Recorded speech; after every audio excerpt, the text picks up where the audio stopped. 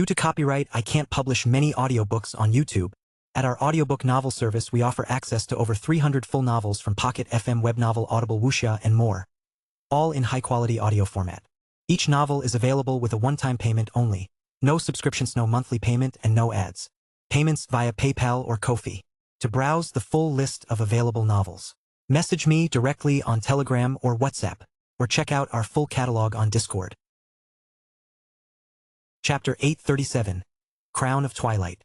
I lifted Nixstar and began to swing. The first movement was basic, a simple vertical cut that I had performed 10,000 times in practice. But something was different. Instead of trying to channel Gray through complex patterns or force it into techniques I had learned, I simply let the energy flow naturally through the blade as it carved through the air. Finally ready to die properly? Gideon asked with amusement, his molten axe pulsing with increased intensity. I was beginning to think that woman would keep you locked away forever. I didn't respond, focusing entirely on the sword in my hands. The second swing followed the first, a horizontal slash that cut through the space where Gideon's miasma hung thickest. Where the blade passed, the corruption didn't just dissipate. It transformed, becoming something neutral, balanced. That was new. Arthur, Rachel called from behind me, her pure light intensifying around both of us. Your injuries? I can manage, I replied without taking my eyes off Gideon. The stabilization Alisara had provided would hold for a while, and I could feel Rachel's healing energy working to repair the worst of the damage. But more importantly, I could feel Gray responding to my sword work in ways it never had before. The third swing revealed something crucial. I wasn't just moving a sword. I was expressing intention through steel, cutting away not just physical obstacles but conceptual ones. Each movement stripped away another layer of unnecessary complexity, bringing me closer to the fundamental truth of what I was trying to achieve. Gideon's patience ran out. Enough games. The infernal Armis erupted with power that made his previous attacks look like gentle probes. His axe split into multiple weapons, not physical duplicates but manifestations of the artifact's ability to exist in several states simultaneously. Each phantom axe carried the full destructive potential of the original, creating a web of destruction that filled the space between us. I met the first strike with Nixstar Gray flowing through the blade with unprecedented clarity. My sword unity achieved months ago allowed perfect harmony between myself and the legendary weapon. But now I felt something deeper stirring, not just unity with my sword but with the very essence of what I was becoming. The impact should have shattered my arms, but instead I felt the force redistribute itself through my entire body, then flow harmlessly into the ground. The second phantom axe swept toward my damaged ribs, and I had to twist desperately to avoid a killing blow, the weapon's edge passing close enough to part the fabric of my shirt. The fourth swing taught me about timing. Not the mechanical precision of practiced forms, but the deeper rhythm that governed all conflict. The space between heartbeats where decisions were made, where victory and defeat balanced on the edge of possibility. Rachel's pure light manifested as barriers of crystallized light around Gideon, each construct designed to limit his mobility while providing me with tactical advantages. But the second calamity had grown tired of restraint. The infernal Armis responded to his will by manifesting not just heat and cutting force but concepts drawn from the artifact's accumulated understanding of destruction. Ruin. Collapse. The inevitable decay that claimed all things. My fifth swing cut through those concepts like they were merely illusions, Gray asserting that decay was not inevitable, that between creation and destruction lay the space where renewal was possible. The philosophical battle between his artifact and my understanding created sparks of discharged energy that painted the battlefield in impossible colors. But it still wasn't enough. Gideon's power continued to escalate, and I could feel the pressure of fighting a being whose capabilities transcended normal limitations. Rachel was doing everything she could to support me, but we were severely outnumbered in terms of raw combat power. Is this all the legendary Arthur Nightingale has to offer? Gideon taunted, his burning eyes tracking my movements with predatory interest. I expected more from the man who killed my father. The mention of the Axe King sparked something in my memory, not anger but recognition. I had defeated that calamity not through overwhelming force but by understanding what lay at the heart of his obsession with strength. Every enemy I had truly defeated had fallen not to superior power but to superior understanding. My sixth swing revealed the next layer of truth. Gray wasn't just about balance between opposing forces. It was about transcending the need for opposition entirely. Not finding compromise between light and dark, but existing in the space where such distinctions became irrelevant. The realization sent shock waves through my body, and I felt something fundamental beginning to shift. My sword unity had been the beginning, but this was something far greater, complete unity not just with my weapon but with the very nature of existence itself. There, Gideon said with satisfaction, his enhanced senses detecting the change in my energy patterns. Now you're beginning to show your true nature. His axe moved in a pattern that seemed to cut through multiple dimensions simultaneously, each strike leaving persistent wounds in reality that hung in the air like frozen lightning. But instead of trying to avoid them all, I moved through them, my seventh swing teaching me that some obstacles could only be overcome by accepting them as part of the path forward.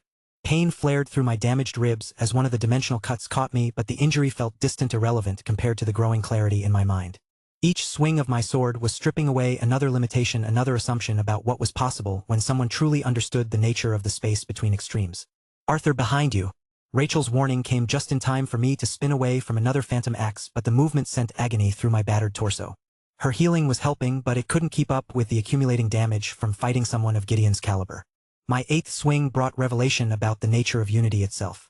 Sword unity had been about perfect harmony between wielder and weapon, but that was only the first step. True unity meant understanding that the sword, the swordsman, the enemy, the battlefield, all of it was part of the same greater whole. "Impressive," Rachel said through gritted teeth, her pure light barriers barely holding against Gideon's escalating assault. "But whatever you're doing, do it faster.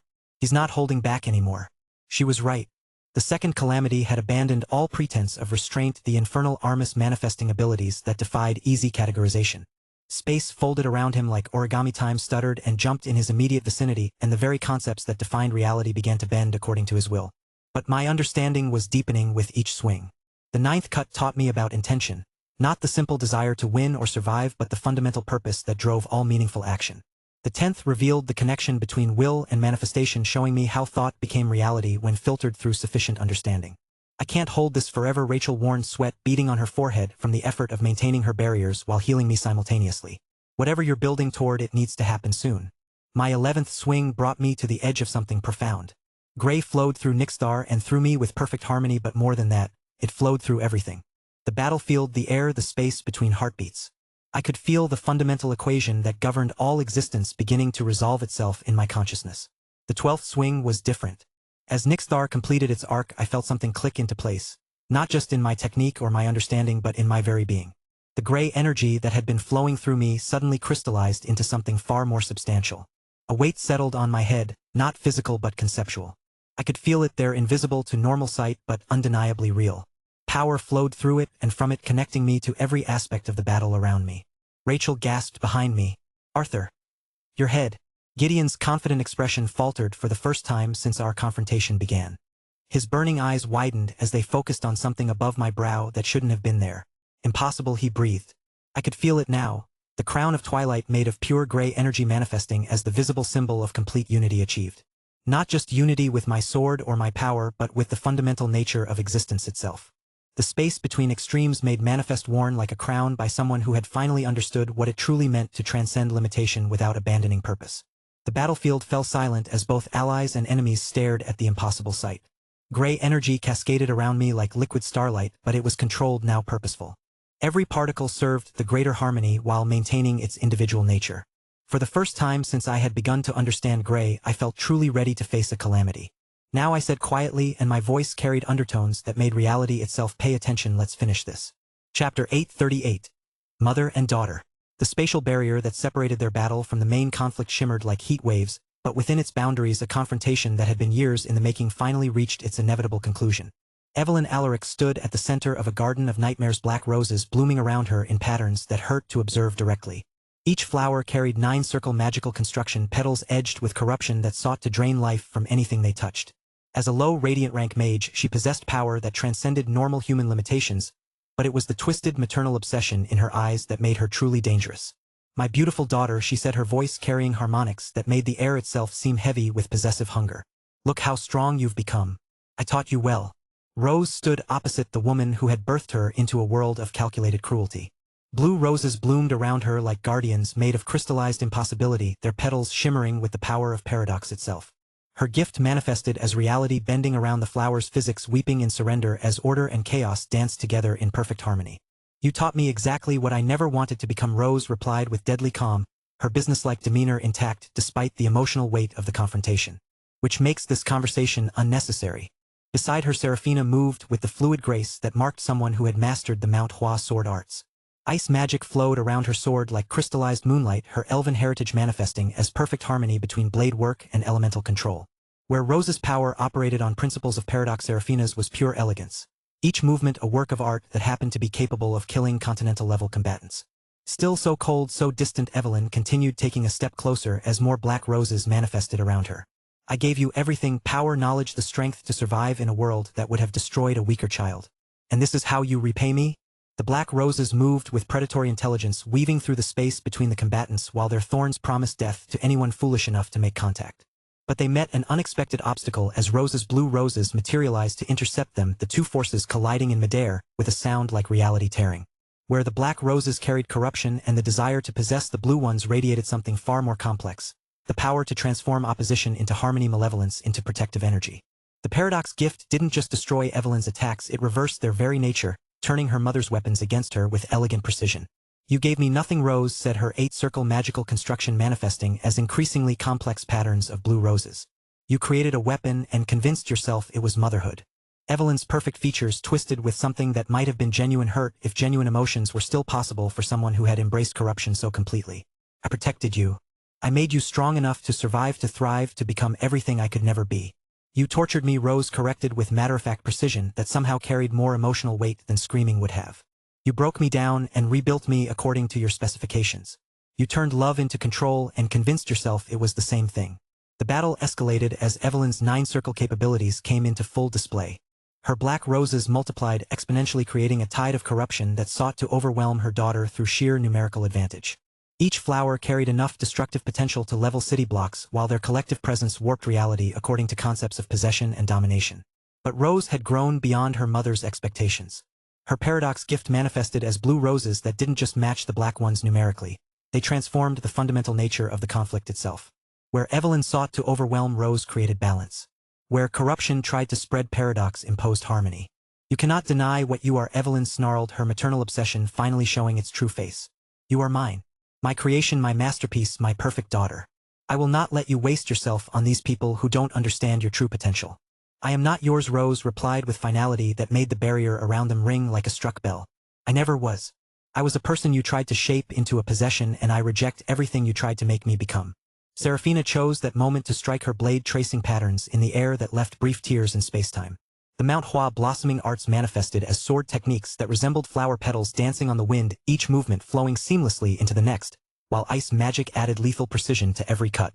Her intervention came at the perfect moment, disrupting Evelyn's focus just as the older woman prepared to deploy her most dangerous techniques. Frost spread across the black roses wherever Serafina's blade touched them, the ice magic working to counteract their corrupting influence, while her sword work carved through their defensive formations. Stay out of this, Evelyn snapped, turning part of her attention toward the elven woman. This is between me and my daughter. Rose chose to make it our business, Serafina replied with ice-cold precision, her blade continuing its deadly dance while more frost gathered around her. Which means it became our business.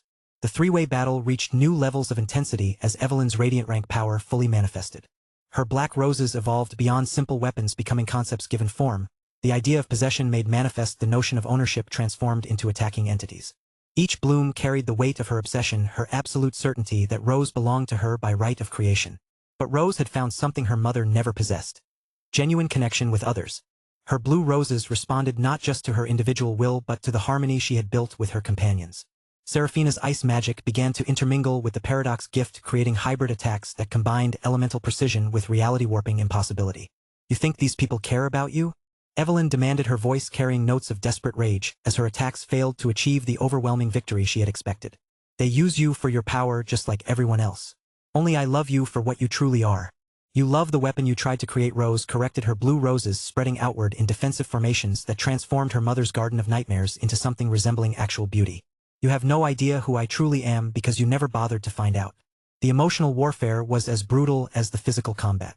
Every exchange revealed new layers of psychological damage, years of manipulation and control laid bare through the language of magical violence.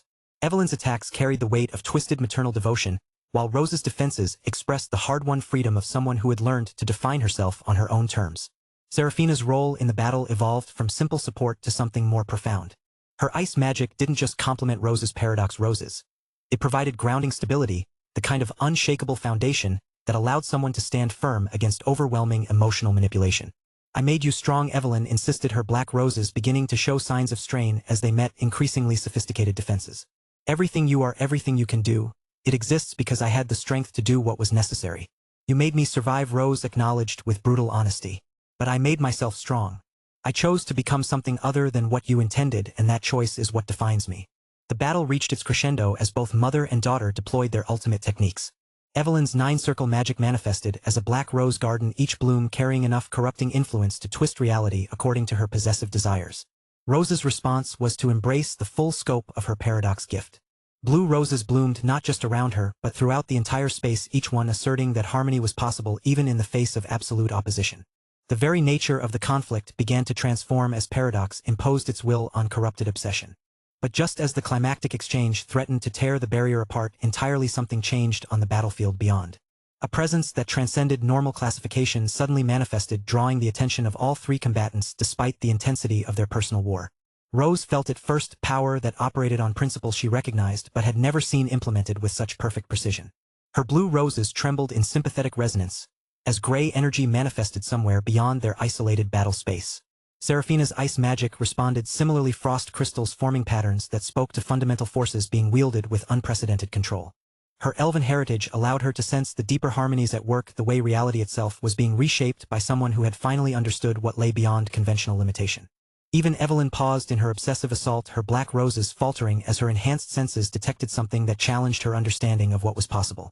Her burning gaze turned toward the barrier that separated them from the main battlefield, where impossible energies were beginning to manifest. Arthur Rose whispered, and her voice carried notes of recognition and something that might have been awe. The crown of twilight had begun to manifest, and its presence was felt across every corner of the space that contained their conflicts. Chapter 839 Vampire Venerables. The abandoned industrial district provided the perfect backdrop for a confrontation that would leave nothing but rubble in its wake. Massive concrete structures rose like tombstones around the combatants, their surfaces stained with decades of rust and decay that seemed to pulse with malevolent energy in the presence of the three figures waiting with predatory patience. The vampire venerables had chosen their battleground well, a space where the accumulated despair of failed dreams and broken lives had seeped into the very foundations, creating an atmosphere that amplified their connection to miasma and the darker aspects of existence. Cecilia stepped through the maze of broken machinery with crimson energy already coalescing around her hands, her witchcraft gift responding to the oppressive atmosphere by manifesting chaos magic that made reality itself seem unstable. Beside her, Reika moved with fluid precision, dark ink flowing across her exposed skin in intricate script that enhanced her physical capabilities beyond normal human limitations. Arthur Nightingale's companions observed the first vampire, a lean figure whose pale features carried the kind of predatory beauty that spoke to centuries of refined hunting. "I am Vex, and I've been looking forward to adding your blood to my collection." His companions flanked him with movements that defied normal physics. One a woman whose form seemed to blur between solid matter and living shadow, the other a broad-shouldered man whose eyes burned with hunger that transcended simple bloodlust. Nira, the shadow woman, introduced herself with a voice like whispered nightmares. "I prefer to feed in the spaces between consciousness and death." Thane grunted, the third vampire, his massive frame radiating brute power that had been refined through millennia of violence.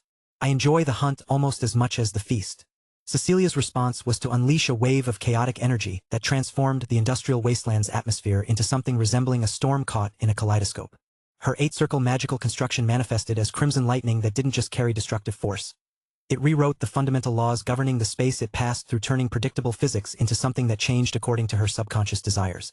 "Less talking, more dying," she said with characteristic directness, her chaos magic spreading outward in patterns that made the concrete structures ripple like water. Reika's preparation was more subtle but no less impressive. Cursed script flowed across her arms and shoulders in living tattoos that glowed with inner fire, each character enhancing a different aspect of her physical capabilities. Strength, speed, reflexes, endurance. All pushed beyond mortal limitations through techniques that turned her own body into a weapon worthy of facing continental-level threats. The sword that appeared in her hands hummed with potential energy as she assumed the opening stance of the martial king's legendary art.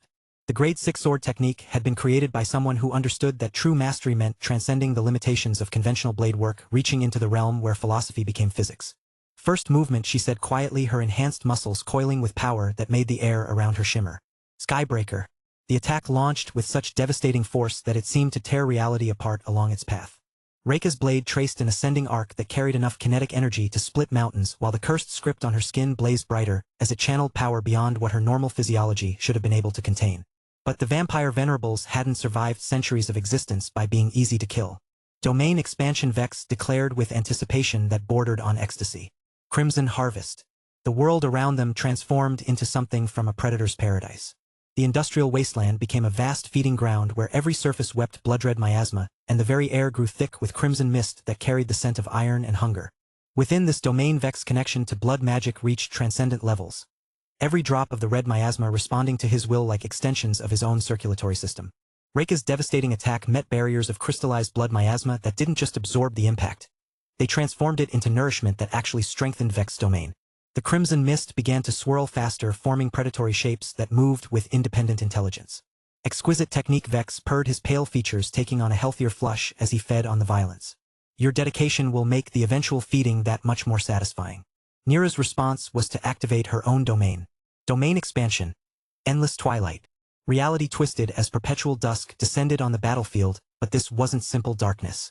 The twilight carried weight substance, turning shadows into solid matter that moved according to Nira's predatory instincts. Within her domain she could manifest anywhere darkness touched, while her enemies found their perceptions constantly shifted and manipulated. Can you fight what you cannot properly see? She whispered from everywhere and nowhere, her voice seeming to come from the spaces between thoughts. Cecilia's chaos magic responded by manifesting light that operated according to principles of controlled madness, illumination that revealed what shouldn't be visible while casting shadows where none should exist. Her witchcraft gift allowed her to impose her own chaotic rules on the vampires' domains, creating pockets of space where their control was challenged by pure unpredictability. Found you, Cecilia said with grim satisfaction, her crimson energy lashing out toward a patch of twilight that seemed too deep for the available illumination. Meanwhile, Thane decided subtlety was overrated. Domain expansion. Apex predator. His domain manifested as something primal and terrifying, a hunting ground where the fundamental rules of predator and prey became law. Within this space, Thane's physical capabilities were enhanced beyond normal limitation, while his opponents found themselves marked as prey, their movements tracked and predicted through instincts honed across millennia of successful hunts. The three domains overlapped and interfered with each other, creating a battlefield that existed according to multiple contradictory rules simultaneously. Blood miasma mixed with living twilight, while predatory instincts clashed with chaotic impossibility. Reika met the combined assault with the second movement of the martial king's art. Earth Ren, she called out, her blade sweeping horizontally in a cut that carried enough force to split continents. The cursed script covering her body flared brighter as it channeled power through techniques that turned flesh and bone into something approaching divine weaponry. The attack carved through all three domains simultaneously, her enhanced blade refusing to be limited by the vampire's reality-warping abilities. Where her sword passed, the overlapping domains cracked like broken glass, revealing glimpses of normal space beneath their constructed realities. But the vampires adapted quickly. Vex's blood miasma began to flow around the cracks, sealing them with crimson power that fed on the violence of the exchange. Nira's twilight shifted to accommodate the damage, while Thane's predatory instincts guided him to exploit the openings created by his companion's techniques. The battle escalated as all three vampires began to push their domains to their limits. Vex manifested blood constructs that moved with predatory intelligence, each crimson creation designed to drain life force from anything it touched. Nira's shadow manipulation reached new levels of sophistication, allowing her to attack from multiple angles simultaneously, while remaining effectively untouchable within her twilight realm. Thane's enhanced strength combined with supernatural hunting instincts, turning him into an apex predator that tracked his enemy's movements with impossible precision. Reika responded by accessing deeper levels of the martial king's art. Third movement. Ocean's Wrath, she announced, her blade flowing through patterns that seemed to bring the power of tsunamis to bear against her opponents. The cursed script covering her skin had spread to include her face and neck, turning her into something that resembled a living weapon more than a human being. The attack manifested as waves of cutting force that filled the overlapping domains, each surge carrying enough power to carve through reinforced reality like it was soft wood. But more than simple destruction, the technique carried the relentless persistence of water, flowing around obstacles, finding weaknesses, wearing down resistance through inexorable pressure. Cecilia's chaos magic reached new heights of controlled madness as she embraced the full scope of her witchcraft gift. Her eight-circle construction manifested as reality storms that didn't just attack her enemies, they infected their domains with pure unpredictability. Gravity became negotiable, time flowed in irregular patterns, and the laws of physics bent according to her subconscious desires, creating chaos within the vampire's carefully constructed realities. Fourth movement. Heaven's Judgment. Reika continued her sword technique, evolving as the cursed script on her skin blazed with increasing intensity. This strike carried not just physical force but conceptual weight, the idea of justice made manifest through perfectly executed blade work. The combined assault of chaos magic and transcendent swordsmanship began to overwhelm even the vampire's domain expansions. Cracks appeared in their overlapping realities as forces beyond their control imposed themselves on the battlefield. Enough games. Vex snarled, his predatory composure finally cracking as he realized these opponents were far more dangerous than anticipated. Kill them quickly before they... His words were cut off as something changed in the atmosphere around them. A presence that transcended normal classification suddenly manifested, drawing the attention of all five combatants despite the intensity of their conflict. Reika felt it first through the cursed script covering her skin, the characters beginning to resonate with frequencies that spoke to power operating on principles she recognized but had never experienced directly. Her grip on her sword tightened as she sensed gray energy manifesting somewhere beyond their battlefield. Cecilia's chaos magic responded similarly, crimson energy forming patterns that spoke to fundamental forces being wielded with unprecedented control. Her witchcraft gift allowed her to perceive the deeper harmonies at work, the way reality itself was being reshaped by someone who had finally understood what lay beyond conventional limitation. Even the vampire's domains flickered as their enhanced senses detected something that challenged their understanding of what was possible. Vex's crimson harvest wavered, Nira's endless twilight stuttered, and Thane's predatory instincts screamed warnings about power that operated outside their comprehension. The crown of twilight was beginning to manifest, and its presence resonated across every corner of the battlefield where his allies fought for their lives. Chapter 840. Ascension. The crown of twilight blazed above Arthur Nightingale's brow like a constellation given form, its gray radiance casting impossible shadows across the battlefield. Reality itself seemed to bend slightly around the manifestation, acknowledging something that transcended normal classification. For the first time since their confrontation began, Gideon's burning eyes reflected something that might have been genuine uncertainty. Impossible, the second calamity breathed, his enhanced senses struggling to process what he was witnessing. No mortal should be capable of manifesting. His words died as Arthur moved with fluid precision that belonged to someone who had finally understood the fundamental nature of their own existence. Nixthar carved through the air in patterns that seemed to rewrite the laws governing space and time, gray energy flowing through the legendary blade as naturally as blood through veins. The first exchange revealed the depth of Arthur's transformation. Where before he had fought to understand gray, now he wielded it with the certainty of someone who had transcended the need for conscious control. His sword met Gideon's molten axe with force that sent shockwaves through the crater, but this time Arthur didn't just survive the impact. He dominated it. Gray energy cascaded along the infernal armistice's surface wherever Nixthar made contact, and the artifact's accumulated corruption recoiled like a living thing experiencing pain. The cracks that had appeared during their earlier exchanges began to spread reality-warping power, meeting something that operated on principles beyond simple opposition. Your different Gideon snarled, his transformed features twisting with rage, as he channeled more power through the divine artifact. But a crown doesn't make you a god. The molten axe erupted with abilities that transcended his previous limitations. Dimensional cuts opened throughout the battlefield as the infernal armis manifested its capacity to exist in multiple states simultaneously. Each phantom weapon carried devastating potential, creating a web of destruction that sought to overwhelm Arthur through sheer impossibility. But Arthur's response revealed the true scope of his metamorphosis. Instead of defending against the multidimensional assault, he moved through it like water flowing around obstacles. His understanding of gray had evolved beyond technique into something approaching divine intuition. Each swing of Nixthar created pathways where none should exist, carving spaces of possibility through Gideon's reality-warping attacks. Rachel, Arthur called without taking his eyes off the calamity, his voice carrying harmonics that made the air itself seem to resonate. You can stop now. I've got this. The Saintess of the North hesitated for a moment, her pure light still blazing around them both. But something in Arthur's tone, not arrogance but absolute certainty, made her slowly lower her hands. The healing energy that had sustained him throughout their battle began to fade, leaving Arthur to face the second calamity with nothing but his own transformed capabilities. And it was enough. Power flowed through Arthur's body with unprecedented control, his body restructuring itself to accommodate forces that operated on radiant rank principles. This wasn't the overwhelming torrent he had struggled to contain before. It was purposeful, harmonious, each particle of gray energy serving the greater balance while maintaining its individual nature. Gideon's desperation manifested as a reality-sundering assault. Domain expansion. Infernal sovereignty. The world around them transformed into something from a god's nightmare. Space folded according to principles of absolute destruction, while the very air became molten with corruption. Within this domain, Gideon's connection to the infernal armis reached transcendent levels, every molecule of existence responding to concepts of ruin and inevitable decay. But the crown of twilight blazed brighter in response, gray energy not fighting against the domain but transcending it entirely.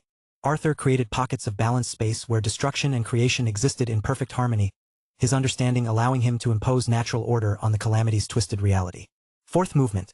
World's Edge. Arthur announced, his voice carrying weight that made Gideon's domain ring like a struck bell. The technique manifested as a sword strike that seemed to cut through the fundamental nature of existence itself. Not destroying the calamity's reality but revealing the truth beneath all constructed realities. The space where choice was possible, where balance could be achieved through wisdom rather than force. Gray energy followed the blade's path like a tide of controlled impossibility, carving through Gideon's domain with surgical precision. For the first time since manifesting his divine transformation, the second calamity staggered backward, genuine fear flickering across his enhanced features. What are you becoming? He demanded, his burning gaze fixed on the crown that pulsed with each of Arthur's heartbeats. "Someone who chooses to remain human despite transcending mortal limitations," Arthur replied, and his words carried sufficient force to make reality itself pause in acknowledgement. The transformation continued as power flowed through Arthur's body with increasing intensity. His cells restructured themselves to accommodate radiant rank energies, while his understanding deepened into something that approached divine wisdom. But unlike Gideon's corruption-fueled ascension, Arthur's breakthrough maintained his essential humanity. Power tempered by choice, strength guided by purpose. Then something wonderful happened. Arms wrapped around Arthur's neck from behind, slender and warm and impossibly familiar.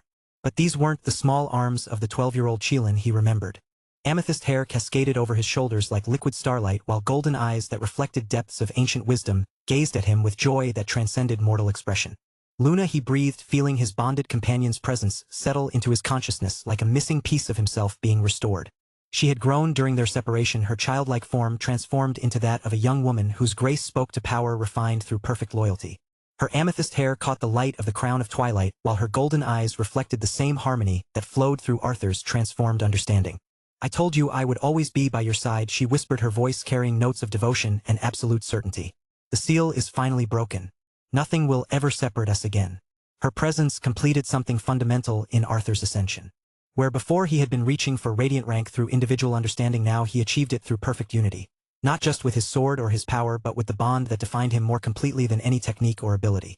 Power flooded through him as he crossed the threshold between immortal and radiant classification. The crown of twilight blazed with light that made the very air sing with harmonic resonance, while Luna's golden eyes reflected the same impossible radiance. Gideon's scream of fury echoed across dimensions as he realized the magnitude of what he was facing. This wasn't just increased power. It was fundamental transformation that operated on principles he couldn't comprehend. His storm of destruction met the transformed Arthur with results that defied every expectation. Instead of being overwhelmed, Arthur moved through the assault like he was dancing, Luna's presence allowing him to access levels of grace that made impossible evasion seem natural. Her arms remained around his neck, not hindering his movements but enhancing them, their bond creating harmony that transcended individual limitation. "This ends now," Arthur declared, raising Nixthar, while gray energy cascaded around both him and Luna in patterns that made existence itself pause to observe. The infernal armis blazed with desperate power as Gideon poured everything into one final reality-shattering assault. Phantom axes filled every available space, while dimensional cuts sought to tear Arthur apart at the molecular level. The artifacts accumulated corruption manifested as concepts of absolute ending forces that should have been impossible to counter. But Arthur had moved beyond the need to counter such attacks. Fifth movement of his Grade 6 art, Twilight's End. This was not merely a sword technique, it was the culmination of everything he had learned, everything he had become. The completed movement manifested as a strike that existed in all possible states, simultaneously cutting through not just Gideon's defenses but through the fundamental concepts that allowed his corruption to function. Gray energy followed the blade's path like a tide of perfect balance, Luna's harmony amplifying Arthur's understanding until it reached levels that transcended individual limitation. The attack carried the weight of absolute certainty, not destroying the calamity through force but revealing the truth that lay beneath all destruction. A pillar of gray light erupted from Arthur's position, ascending toward the heavens like a beacon visible across dimensions. The light didn't burn. It purified, pushing back the miasmic corruption that had sustained Gideon's transformation, while revealing the frightened man beneath the cosmic horror. Within that pillar, Arthur and Luna stood together as power settled into new configurations around them. His crown of twilight had become permanent, a visible symbol of unity achieved through wisdom rather than corruption. Luna's golden eyes reflected the same impossible harmony, her presence completing the bond that made true strength possible. But the pillar was not what ended the second calamity. As the gray light forced back his corruption, stripping away the divine power that had transformed him into something beyond human classification, Gideon found himself facing Arthur Nightingale as he truly was. Mortal man against transcendent balance. The completed fifth movement struck with precision that existed beyond physical force. Nixthar, guided by perfect unity, and enhanced by Luna's presence, carved through the space where Gideon's heart beat with desperate fear. Not just cutting flesh but severing the connections that bound him to the infernal armis, to his stolen power, to the corruption that had sustained his unnatural existence. Gideon's eyes widened with human comprehension as the blade found its mark. The divine fire that had burned within them since his transformation flickered and died, leaving only the confused gaze of someone who had chosen the wrong path and finally understood the price of that choice. "Impossible," he whispered, his voice carrying nothing but mortal confusion as his enhanced form began to collapse. I was supposed to be human," Arthur finished quietly, lowering Nixthar as Gideon fell to his knees. "We all were." The battlefield fell silent as the last echoes of their conflict faded into stillness. The gray pillar began to dissipate, but its message had been received across every corner of the dimensional space that contained their battles. In the distance, Rose and Serafina felt the harmonic resonance through their desperate fight with Evelyn. Cecilia and Reika sensed it through their own struggle against the vampires. Arthur stood with Luna's arms still around his neck, her presence anchoring him to humanity even as power beyond mortal comprehension flowed through his transformed existence. The crown of twilight pulsed with gentle radiance, no longer the blazing beacon of transformation but the steady glow of balance achieved. The second calamity fell, and the second hero, Arthur Nightingale, was born. Chapter 841. The Second Hero. The silence that followed Gideon's death was absolute, as if the world itself needed a moment to process what had just occurred. The second calamity, a being whose very existence had threatened the fundamental order of reality, lay motionless on the cracked earth, his divine fire extinguished forever. Arthur stood over the fallen figure, Luna's arms still wrapped around his neck, while the crown of twilight pulsed with gentle radiance above his brow. The transformation from desperate battle to sudden victory left an almost surreal quality to the moment, like the eye of a storm where destruction paused to catch its breath. "It's over," Luna whispered, her golden eyes reflecting both relief and awe as she gazed at the man who had become something unprecedented. "You actually did it, Arthur. You killed a calamity." Rachel was the first to break from her stunned paralysis, her legs carrying her forward on unsteady steps as the magnitude of what she had witnessed settled into her consciousness. "Arthur," she breathed, her voice carrying notes of reverence and disbelief. "That power... You've reached radiant rank. How do you feel?" she asked softly, her healing senses automatically assessing his condition and finding readings that challenged her understanding of what was possible. Arthur turned to meet her gaze, and Rachel caught her breath at what she saw there. His eyes held depths that spoke to transformation beyond simple power increase. Wisdom earned through trial, understanding forged in the crucible of impossible choice. But beneath that cosmic awareness, she could still see the man who had chosen to protect others despite every personal cost. "Different," he admitted with characteristic honesty. "Stronger, but not in the way I expected. It's like..." He paused, searching for words to describe something that existed beyond normal language. "Like I can see the connections between everything now. The balance that holds it all together." But their moment of quiet reflection was shattered as the sounds of distant battle reached their ears. The echoes of Cecilia and Reika's desperate struggle against the vampire venerables, the clash of Rose and Serafina's coordinated assault on Evelyn. Reminders that their victory was only one part of a larger conflict. Arthur's enhanced senses painted a detailed picture of the ongoing fights, his radiant rank perception allowing him to track every movement, every exchange of power across the dimensional barriers that separated the battlefields. What he saw made his jaw tighten with concern. "They're struggling," he said, quietly feeling the weight of responsibility that came with his newfound capabilities. "The vampires are stronger than expected, and Evelyn..." His expression darkened as he sensed the twisted maternal obsession driving Rose's mother to new heights of desperate cruelty. "Then we help them," Luna said with simple certainty, her arms tightening slightly around his neck. "That's what heroes do." Arthur nodded, feeling gray energy respond to his will with unprecedented ease. The crown of twilight blazed brighter as he prepared to move, reality itself seeming to bend around his intentions. But before he could act, a sound like reality tearing reached their ears. The dimensional barriers that had separated the battles were collapsing. Not through external force, but because the conflicts within them had reached levels of intensity that the constructed spaces could no longer contain. Arthur watched as the industrial wasteland where Cecilia and Reika fought the vampires began to overlay with their position, while the Garden of Nightmares where Rose faced her mother bled through from another angle. "The barriers are failing," Rachel observed with clinical detachment, though her grip on her staff tightened as she prepared for the complications that multiple concurrent battles would create. Arthur's response was to embrace his transformed nature fully. Power flowed through him as he moved with speed that transcended normal limitation, Luna's presence allowing him to access levels of grace that made impossible movement seem effortless. The crown of twilight left trails of gray radiance as they crossed the battlefield, heading toward where his allies needed him most. The scene they arrived at was one of desperate coordination pushed to its absolute limits. Cecilia's chaos magic painted the air in patterns of crimson impossibility, her witchcraft gift creating reality storms that forced the vampires to constantly adapt their approach. But even her 8-circle capabilities were being overwhelmed by opponents who had accumulated power across centuries of existence. Reika moved like liquid lightning, her cursed script blazing across every inch of exposed skin, while the martial king's sword art carved through space with devastating precision. But the vampire's domain expansions created overlapping realities that challenged even her enhanced capabilities, forcing her to fight on multiple conceptual levels simultaneously. Two of the vampire venerables still stood, Vex and Nira, their predatory forms weaving between attacks with grace that spoke to accumulated experience. The third Thane lay motionless nearby, his massive frame bearing the marks of techniques that had pushed both women beyond their normal limits. But it wasn't enough. Arthur could see the signs of impending collapse in both his allies. The way Cecilia's chaos magic was beginning to fluctuate, how Reika's script-enhanced movements carried the minute tremors of someone approaching exhaustion. "Your turn to rest," Arthur said quietly, his voice carrying across the battlefield with supernatural clarity. The effect was immediate and dramatic. Both vampires turned toward him with expressions that shifted rapidly from predatory anticipation to genuine alarm as they registered what stood before them. The crown of twilight marked him as something beyond their understanding, while Luna's presence added harmonics to his power that made their enhanced senses recoil. Radiant rank Vex breathed, his pale features reflecting the first fear he had experienced in centuries. Arthur's response was to move with casual precision that redefined what the vampires thought they understood about speed. Nixthar appeared in his hands, wreathed in gray energy that made the very air sing with potential, while Luna's golden eyes tracked the vampires' positions with predatory focus. First movement, God Flash. This was the first sword movement Arthur created in this world, a movement of pure light. But now it was different. The strike didn't just carry devastating force. It carried conceptual weight, the idea of division made manifest through blade work that transcended normal classification.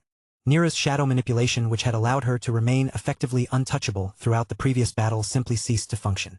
The gray energy flowing through Arthur's technique asserted that shadows were not separate from light, that opposition itself was an illusion to be transcended.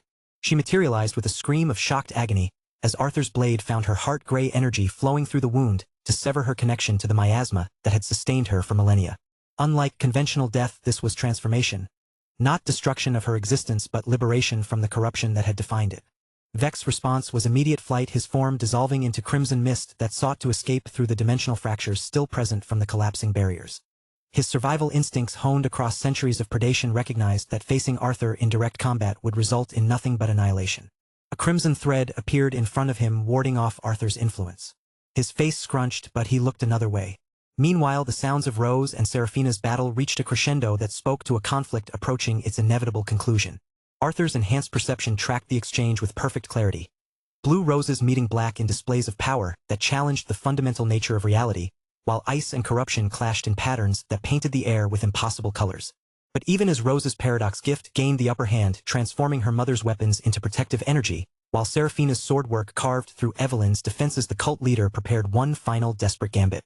Arthur moved with speed that collapsed distance into irrelevance, arriving just as Evelyn triggered a teleportation spell that should have carried her to safety. Should have, but didn't account for someone who could perceive the connections between all things.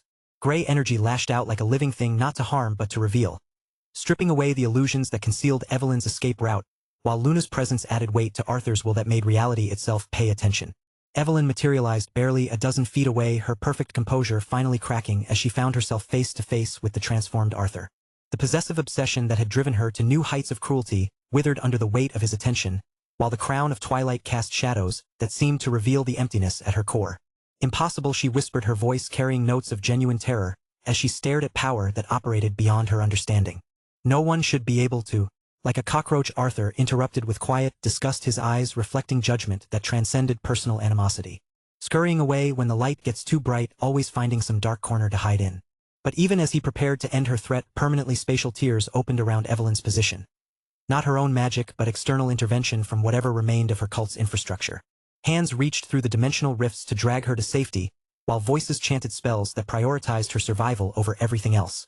"This isn't over," she snarled as the tears began to close, her maternal obsession with Rose still burning in her eyes despite the terror that Arthur's presence had inspired.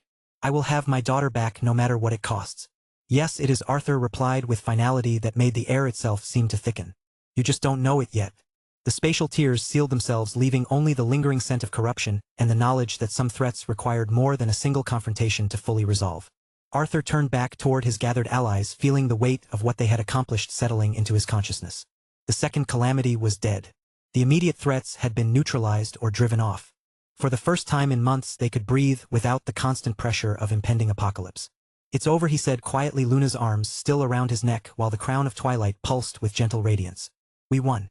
The words carried across the battlefield with supernatural clarity, reaching every corner of the dimensional space that had contained their conflicts. Victory earned through sacrifice and determination, and the refusal to accept that limitations were absolute. The second hero had been born from the ashes of the second calamity, and the world would never be the same. Chapter 842. The Shadow Emperor. Fire trailed behind Dia's blade as she carved through another wave of shadow seekers, the red flames born from her gift consuming the dark creatures with prejudicial efficiency. Her engagement ring caught the light of her own flames as she spun through the hostile ranks, each movement a dance of destruction that spoke to years of training at the Southern Sea Sun Palace. "Do you think the war is going well in the West?" she asked between strikes, her golden eyes finding Lucifer even as her sword continued its deadly work. The question carried weight beyond simple curiosity, concern for Arthur for the outcome that would determine the fate of their world. "Arthur will handle it," Lucifer replied with quiet confidence, his own blade moving through shadow seekers like they were made of mist. Where Dia's flames consumed his strikes simply unmade, existence ceasing wherever his sword touched. "He's stronger than any of us realized." Dia's hesitation was barely perceptible, but Lucifer caught it anyway. "We should have gone to support him," she said softly, her voice carrying notes of guilt that made his heart tighten. "Seela agreed with me, you know." Lucifer paused in his assault long enough to reach out and caress her cheek, his verdant eyes meeting her golden gaze with infinite tenderness. "We are needed here, dear. The northern continent burns while we speak, and only we can stop it from spreading further." The moment of intimacy was brief but profound, a reminder of what they fought to protect. Not just abstract concepts of justice or duty, but the life they were building together, him, Dia, and Seela, bound by love that transcended conventional limitations. "Arthur will take care of the second calamity," Lucifer continued, his sword resuming its deadly dance. "We need to take care of our own responsibilities." They pressed deeper into the Umbervale Covenant's stronghold, cutting through waves of shadow seekers with coordinated precision that spoke to countless hours of shared training. The cult's fortress was a monument to architectural impossibility. Modern materials twisted into medieval designs, creating something that belonged neither to past nor present but to the dark spaces between. Corridors stretched beyond normal dimensions, lit by flames that cast no shadows while simultaneously being devoured by darkness that reflected no light. The very walls seemed to pulse with malevolent awareness, as if the structure itself had been infected by the same corruption that drove its inhabitants. "How many more floors?" Dia asked as they reached another stairwell, her red sun flames flickering higher as she sensed the increasing concentration of hostile entities above them. "3," Lucifer answered, his enhanced senses painting a detailed picture of the fortress's layout. "The cult leader waits at the top, along with whatever power he's been drawing strength from." They ascended through opposition that grew more sophisticated with each level. Simple shadow seekers gave way to cultists wielding corrupted artifacts, then to enhanced beings whose forms had been twisted beyond human recognition through exposure to whatever entity the Umbervale Covenant served. But none of it mattered. Dia's flames burned through corruption like purifying starlight, while Lucifer's blade cut through defenses that should have been absolute. They were a force of nature given human form, unstoppable in their advance toward the source of the continent's suffering. The final chamber stretched before them like a throne room designed by madmen. Shadows moved independently of their sources, while the very air seemed thick with anticipation that bordered on hunger. At the center of the space, a figure sat on a throne carved from what looked like crystallized darkness. But it wasn't the throne's occupant that drew Lucifer's attention. It was the emptiness surrounding him. The sense that whatever had given this place meaning was absent, leaving only hollow ceremony and desperate posturing. "Kale Nyctherus," Lucifer called out, his voice carrying across the chamber with supernatural clarity. "Come out and face judgment for what you've done to this continent." The figure on the throne rose with fluid grace.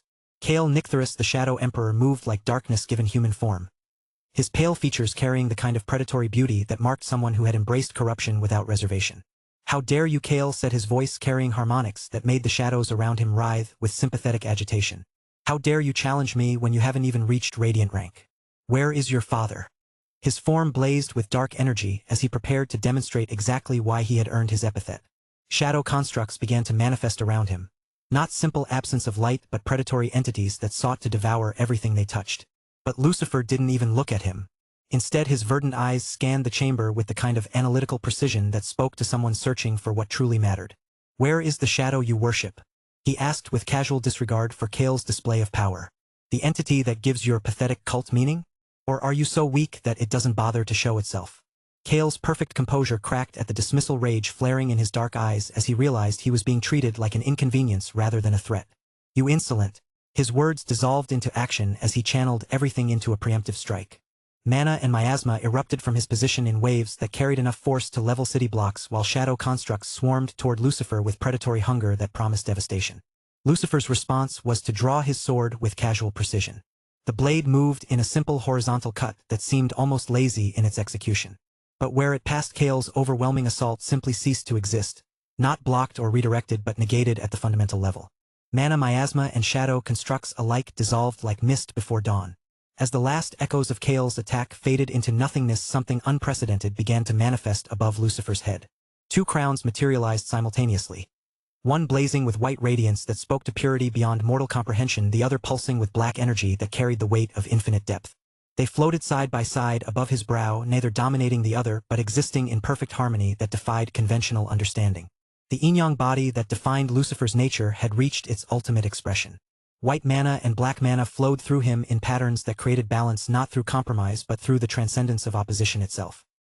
His presence filled the chamber like a force of nature power radiating from him in waves that made even the corrupted architecture seem to recoil in acknowledgement of something beyond its classification. This wasn't just increased strength, it was fundamental transformation that rewrote the rules governing what was possible. "You are not my match," Lucifer said quietly, his voice carrying undertones that made reality itself seem to bend around his words. The dual crowns pulsed with synchronized rhythms that spoke to forces operating beyond normal limitation. Kale staggered backward, his dark eyes reflecting something that might have been genuine terror as he finally understood the magnitude of what stood before him. The Shadow Emperor, who had dominated the northern continent through centuries of accumulated power, found himself reduced to nothing more than a frightened man in the presence of true transcendence. But before he could respond, before he could flee or beg or make whatever desperate gambit his fear suggested, the chamber filled with presence that dwarfed even Lucifer's transformed state. Darkness flowed into the space like a living thing, but this wasn't simple absence of light. This was shadow given consciousness, predation refined into something approaching divinity. The temperature dropped by degrees that had nothing to do with physics, while the very air seemed to thicken with malevolent awareness. The king of shadow seekers materialized at the chamber's center, his form a constantly shifting amalgamation of darkness and hunger that challenged the eye to focus on any single detail. When he spoke, his voice carried the weight of eons spent consuming light wherever it dared to shine. "Lucifer Windward," the entity said, and the name carried recognition that spoke to history stretching back beyond mortal memory. "Another one of the cursed Windwards, eh?" Lucifer's expression remained perfectly composed as he faced the being whose very presence made the chamber's corrupted architecture seem wholesome by comparison. The dual crowns above his head pulsed brighter white and black mana flowing through him in patterns that created stability in the face of absolute predation. Lucifer raised his blade, white and black mana flowing along its edge in patterns that made the very air sing with potential energy. The dual crowns blazed brighter as he prepared to demonstrate exactly what transcendence meant when applied with surgical precision. "It's time to end this ill-fated relationship," he said with finality that made even the king of shadow seekers pause in acknowledgement of what was coming. Chapter 843. The Umbervale Covenant. The chamber fell silent as the king of shadow seekers materialized fully, his form a constantly shifting amalgamation of darkness that seemed to devour light wherever it touched. Beside him Kale Nyctherus straightened with renewed confidence, the Shadow Emperor drawing strength from his master's presence. 2 against 1, Kale observed with predatory satisfaction, his earlier fear replaced by arrogance.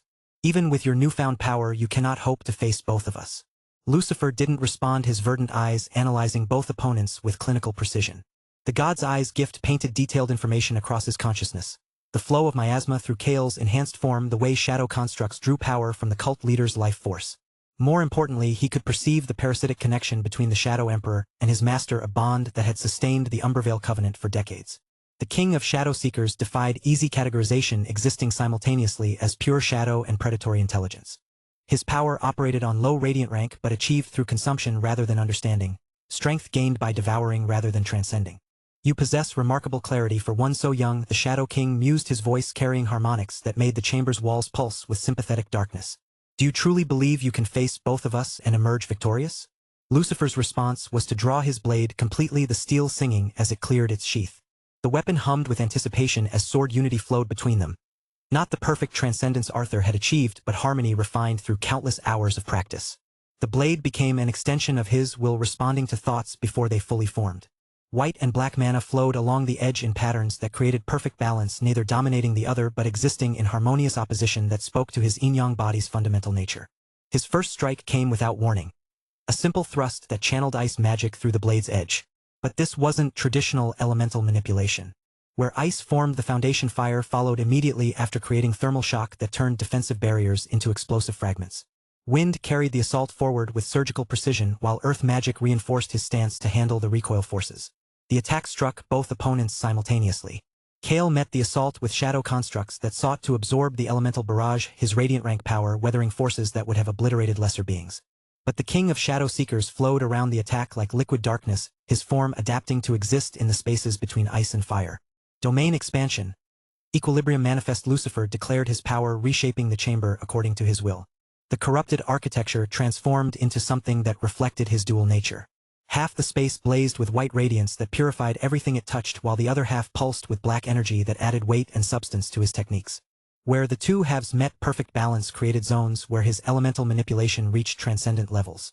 Within this domain, his capabilities multiplied exponentially. The Shadow King's tendrils, which had flowed like living predation, suddenly found themselves possessing mass that made evasion impossible. White mana purified the miasma that sustained them, while black mana gave them enough substance to be targeted by his elemental techniques. Kale attempted to exploit what he perceived as an opening, the Shadow Emperor moving with speed that transcended normal limitation. His blade, wreathed in concentrated miasma, sought to cut through the boundary between the domain's light and dark halves. But Lucifer's god's eyes had already tracked the attack's path, his enhanced perception allowing him to see not just the blade's trajectory but the conceptual weight it carried. His response flowed through sword unity with liquid precision. His horizontal slash met Kale's assault with forces that challenged the chamber's foundations. Ice magic created absolute stillness at the point of impact, while earth magic provided immovable resistance. Fire followed to redirect kinetic energy, while wind and water worked together to dissipate the overflow. The integration of white and black mana made the defense truly devastating. White mana asserted that light existed in all spaces, making Kale's shadow-cutting technique meaningless, while black mana added conceptual permanence that transformed defense into immutable law. Kale's blade shattered against forces he couldn't comprehend, the Shadow Emperor staggering backward with shock written across his pale features.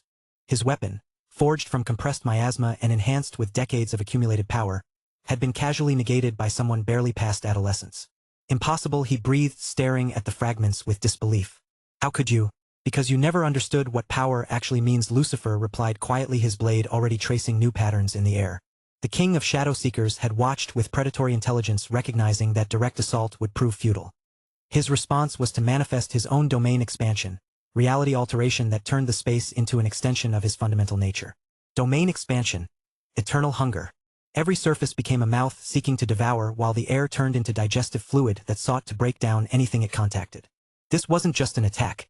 It was the transformation of local reality into a predator's paradise, where consumption was the only law.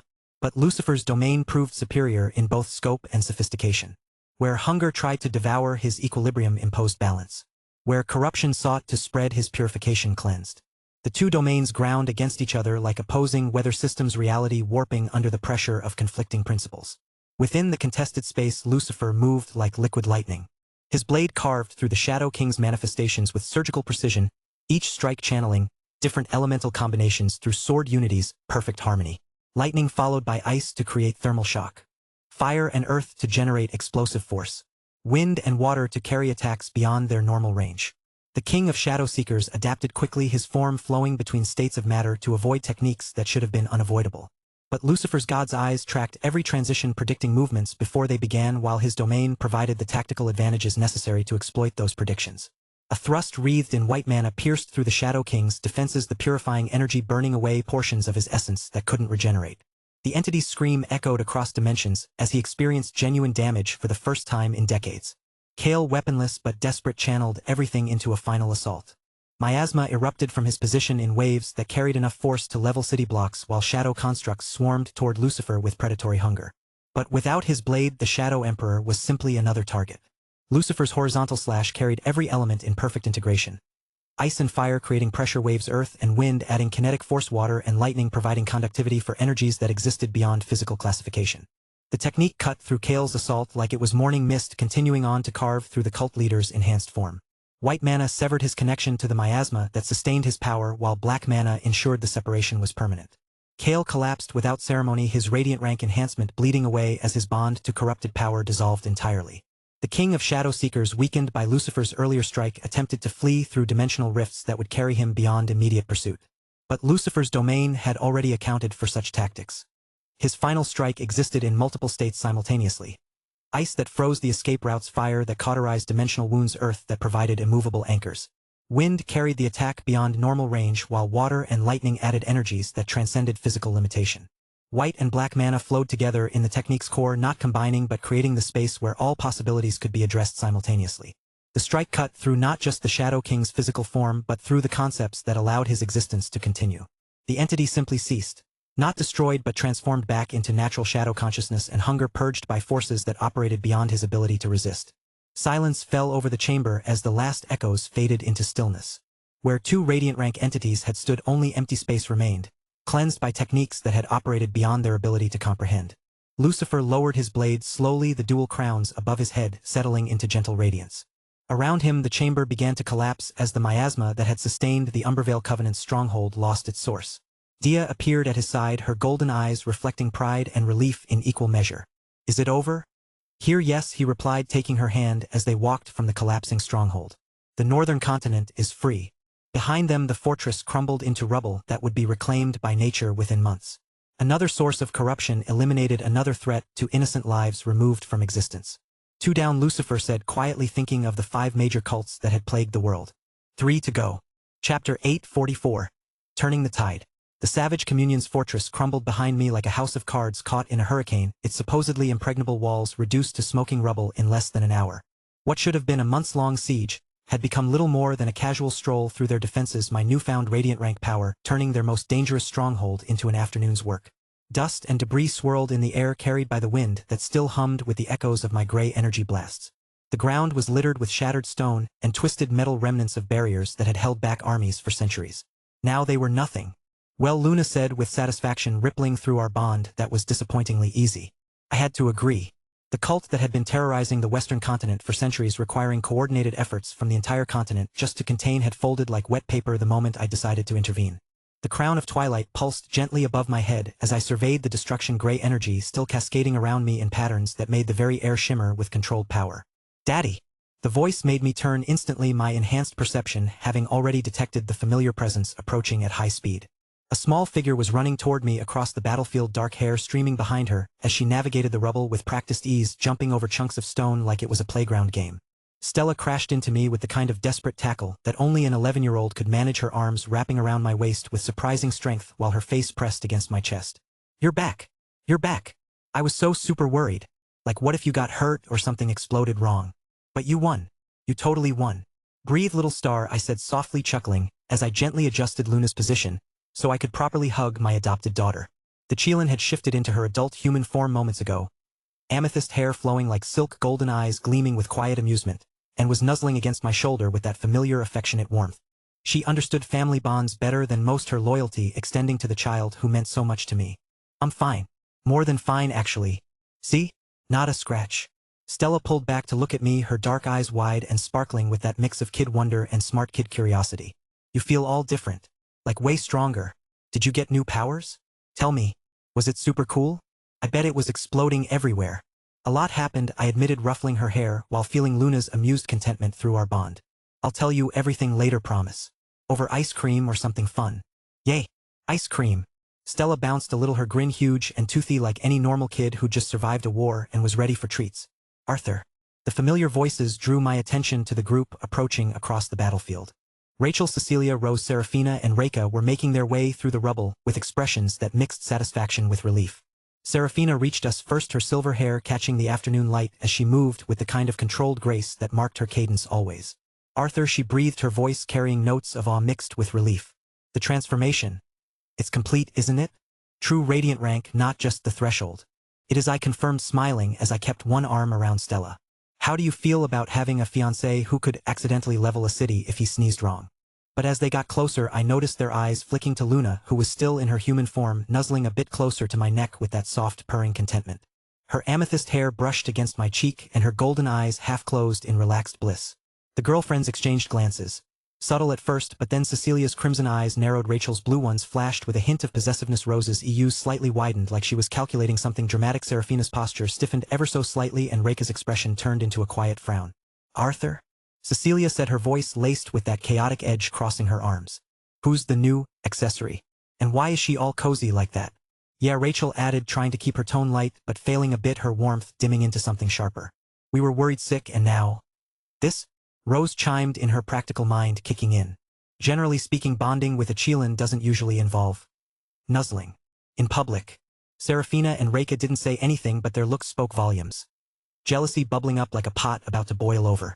Luna, sensing the tension through our bond, lifted her head and smirked at them, her golden eyes twinkling with mischief. "Oh please.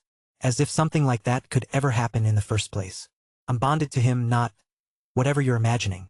She sighed, her voice smooth and teasing, diffusing the moment with that effortless Chelan charm. The girls blinked, then burst into reluctant laughter. Cecilia shook her head, grinning. Fine, fine. But next time warn us before the nuzzling show. Terrified and aroused in equal measure, Cecilia continued from earlier, recovering with her characteristic directness, her crimson eyes bright with the kind of chaotic joy that marked successful violence. Watching you casually demolish an entire cult infrastructure was deeply educational. Also deeply satisfying, considering how much trouble those bastards have been causing. The economic implications are staggering, Rose added with the kind of practical analysis that made her invaluable for strategic planning. A single individual capable of ending continental-level conflicts in hours rather than years. The geopolitical ramifications will reshape how nations approach everything from diplomacy to resource allocation. Please don't overthink it, Rachel said with gentle amusement, her deep blue eyes reflecting warmth as she looked at me, the jealousy fading into fondness.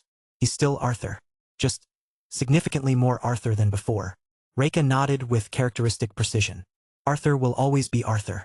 The savage communion is finished, came Jin's voice as he approached with diplomatic composure that couldn't hide genuine relief. He was walking beside a young woman. His sister Rin, whom I'd cured of her innate miasmic corruption years ago as part of our mana oath. She looked healthier now, her once pale skin glowing with vitality, her eyes clear and bright. With their primary stronghold destroyed and their leadership eliminated, the remaining cells are either surrendering or scattering beyond our borders. He paused, studying me with the kind of analytical attention that came from years of diplomatic training. When we felt your power manifest earlier today, every mage on the continent stopped what they were doing. The resonance was unprecedented. I imagine it was, I replied, remembering how the crown of Twilight's appearance had made reality itself pause in acknowledgement. But the important thing is that it's over. The Western continent is secure. More than secure, Jean continued, and I could hear genuine gratitude breaking through his diplomatic reserve. Arthur, I need to thank you. Not just for ending the war, but for keeping your promise. The mana oath we made years ago. Curing Rin, taking down the cult. You've saved us all. Rin stepped forward, then her voice soft but steady, carrying the weight of someone who'd stared down her own personal hell. Arthur, thank you again. But more than for curing me, for saving the entire continent from the second calamity. If it wasn't for you, everything would be gone. My family, my home. You stopped it before it could even begin. I don't know how to repay you. You don't have to, I said, gently reaching out to clasp her shoulder. Seeing you healthy and free is enough. That's what promises are for. She smiled, tears glistening in her eyes, and nodded before stepping back beside Jean. Arthur, you magnificent bastard. Callie's voice carried across the battlefield with characteristic directness, though there was genuine affection beneath the crude enthusiasm. She approached with the kind of swagger that spoke to someone who just watched their greatest enemies receive exactly what they deserved, her engagement ring catching the light as she gestured expressively. You kept your promise, she said, her usual sarcasm replaced by straightforward gratitude. About my family's art. When you started tearing through their defenses like they were made of paper, the chaos gave me exactly the opening I needed to recover what they'd stolen from us. Centuries of knowledge back where it belongs. I owe you big time. The genuine appreciation in her voice made something warm spread through my chest. This was why power mattered, not for its own sake but for the ability to keep promises to people who mattered. The mana oaths that had seemed so daunting when I'd made them were finally being fulfilled one by one. Callie punched my arm, lightly grinning. Don't get all sappy on me now. But yeah. Thanks. The Western continent's houses are already sending formal thanks, Jean added with diplomatic precision. Though I suspect they're also recalculating every political equation they've been working with. Individual power on this scale changes everything. Let them recalculate, I said with quiet confidence. As long as they remember that power exists to protect people, not to dominate them. Daddy. Stella tugged on my shirt with the kind of insistent excitement that only kids have, her eyes lighting up like stars. We should celebrate. Like with cake and games and everything. I missed you so much, and now you're super strong and everyone's safe. I'm here, I said, simply gathering her closer, while Luna shifted back to her Chelan form, with a soft glow curling around us protectively. The girlfriends gathered into their hands, touching my arms, shoulders. Rachel's gentle squeeze, Cecilia's playful nudge, Rose's thoughtful pat, Seraphina's elegant brush, Reka's firm grip. Jean and Rin stood nearby smiling, and Callie lingered with her arms crossed but her expression soft. And I'm not going anywhere, I continued. The war is over, the promises are kept, and everyone I care about is safe.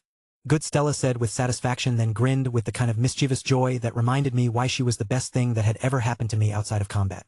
Because I have like 17 different projects to show you. There's this one with math stuff for magic.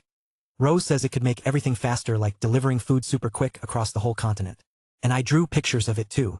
I think, I replied, looking around at the faces of everyone who mattered most to me. Stella bouncing with enthusiasm, my 5 girlfriends radiating relief and affection, now that the jealousy had melted into shared warmth, Jean and Rin showing quiet gratitude for promises finally kept, and a calamity averted, Callie smirking, but content, Luna's golden eyes reflecting contentment through our bond. That sounds like the perfect way to spend the rest of our lives. Behind us, the ruins of the Savage Communion continued to smolder, their threat finally eliminated after years of terrorizing innocent people. Around us, the people I cared about most gathered close with expressions of satisfaction and relief. Above us, the crown of twilight pulsed with gentle radiance that promised power sufficient to protect everything that mattered. Chapter 845. Convergence. Arthur, there must be a proper celebration banquet for this King Valen insisted yet again, his regal bearing unable to hide the genuine gratitude in his voice. The Western Continent's monarch had been making this request with increasing urgency since I'd returned from the Savage Communion's stronghold. After what you've accomplished, defeating the second calamity, ending the cult war, saving countless lives, the world needs to witness this moment properly. I rubbed the back of my head, feeling the weight of ceremony settling around me like an uncomfortable cloak. But now was different. Yes, I nodded, surprising everyone within earshot. You're right. 2 of the 5 major cults in the world have fallen. The Savage Communion and now the Umbervale Covenant are both destroyed. We should celebrate accordingly. Stella immediately perked up at my words, her dark eyes sparkling with the kind of excitement that only an 11-year-old could manage. Daddy, you really are the second hero now, she said happily, practically bouncing on her toes. Like officially, with titles and everything. I reached down to pat her head, gently noting how Luna smiled at Stella's enthusiasm from her position beside us. I suppose I am little star. Though I'm not sure how I feel about the paperwork that probably comes with it. Oh, there will definitely be paperwork, Rose said with the kind of professional precision that made everyone wince slightly. Diplomatic recognition, formal alliance structures, trade agreement modifications, security protocol updates. The administrative implications of your new status are considerable. Thanks for that encouraging thought, I replied dryly, though I caught Rachel's slight movement beside me. Her shoulders touching my arm in a gesture that seemed casual but carried underlying tension. King Valen nodded at my acceptance with a slight smile. Excellent. I'll have the palace staff begin preparations immediately. This will be a celebration worthy of history. He paused, his royal composure slipping just enough to show the father beneath the crown. Thank you once again, Arthur. For saving the continent, for curing my daughter, for proving that heroes still exist in this world. You have my eternal gratitude, second hero. The formal bow he offered carried weight that transcended mere ceremony. A king acknowledging someone whose individual power had reshaped the political landscape of an entire continent. As Valen turned to leave, already calling for his advisors to begin organizing what would undoubtedly be the social event of the decade, I felt Rachel's tension more. Why are you worried? I whispered to her, letting my words carry through carefully controlled manna directly to her ears. Not worried, she shook her head, though her sapphire eyes reflected something more complex than simple concern. It's just, Father should have told me they were planning to invade the Umbervale Covenant. At least Lucifer should have called me about it. Understanding dawned as I processed her words. While I'd been fighting Gideon, Lucifer had apparently launched his own campaign against the Northern Continent's cult. Another major victory happening simultaneously with mine, but one that Rachel, despite being both princess and saintess of the North, had been excluded from. Did you want to fight for your continent? I asked, carefully meeting her sparkling sapphire eyes and noting how the golden flecks within them seemed to intensify with her emotions. She shook her head immediately. No, you needed me here. They clearly didn't need me. Lucifer handled it perfectly on his own. It would have just been nice to be included in the discussion as their princess and saintess. To know what was happening in my homeland while I was here supporting you. The hurt beneath her words was subtle but real. Rachel had given up her role in her continent's affairs to support me, but being completely excluded from major decisions still stung. She'd chosen me over her duties, but that didn't mean she wanted to be treated as if those duties had never mattered. Well, you are my saintess too, you know, I said with a smile that I hoped conveyed how much her support had meant. And you saved me, Rachel. Not just you. All 5 of you did your part perfectly. Without any of you, the fight against Gideon would have been impossible. He's right, Cecilia interjected with characteristic bluntness, her crimson eyes reflecting satisfaction as she joined our conversation. You think Arthur could have maintained his sanity through that level of power expenditure without your pure light keeping him anchored? The man was channeling forces that should have torn him apart. The tactical support was equally crucial, Serafina added with her typical analytical precision. Individual power means nothing without proper coordination. Arthur's breakthrough was possible because we created the conditions that allowed it to happen. Reka nodded with quiet certainty. Each person contributed exactly what was needed. Perfect synergy achieved. Rose, meanwhile, was already pulling out communication devices with the kind of efficient purpose that made everyone slightly nervous. I should coordinate with the other continents about attendance. If this is going to be a proper celebration of cult defeats, we'll need representation from the Northern Continent as well. Lucifer and his companions should be recognized for their simultaneous victory. Good thinking, I agreed, then looked back at Rachel with gentle understanding. You can coordinate with your father directly. Make sure the northern continent's achievements get proper recognition alongside ours. The suggestion brightened her expression considerably. Being given a role in organizing the celebration would allow her to reconnect with her homeland's affairs while still maintaining her position here with me. That would be perfect, she said with genuine pleasure. Lucifer will want to bring Dia and Sela. Jean, who had been observing our conversation with diplomatic attention, stepped forward with the kind of formal precision that marked important announcements.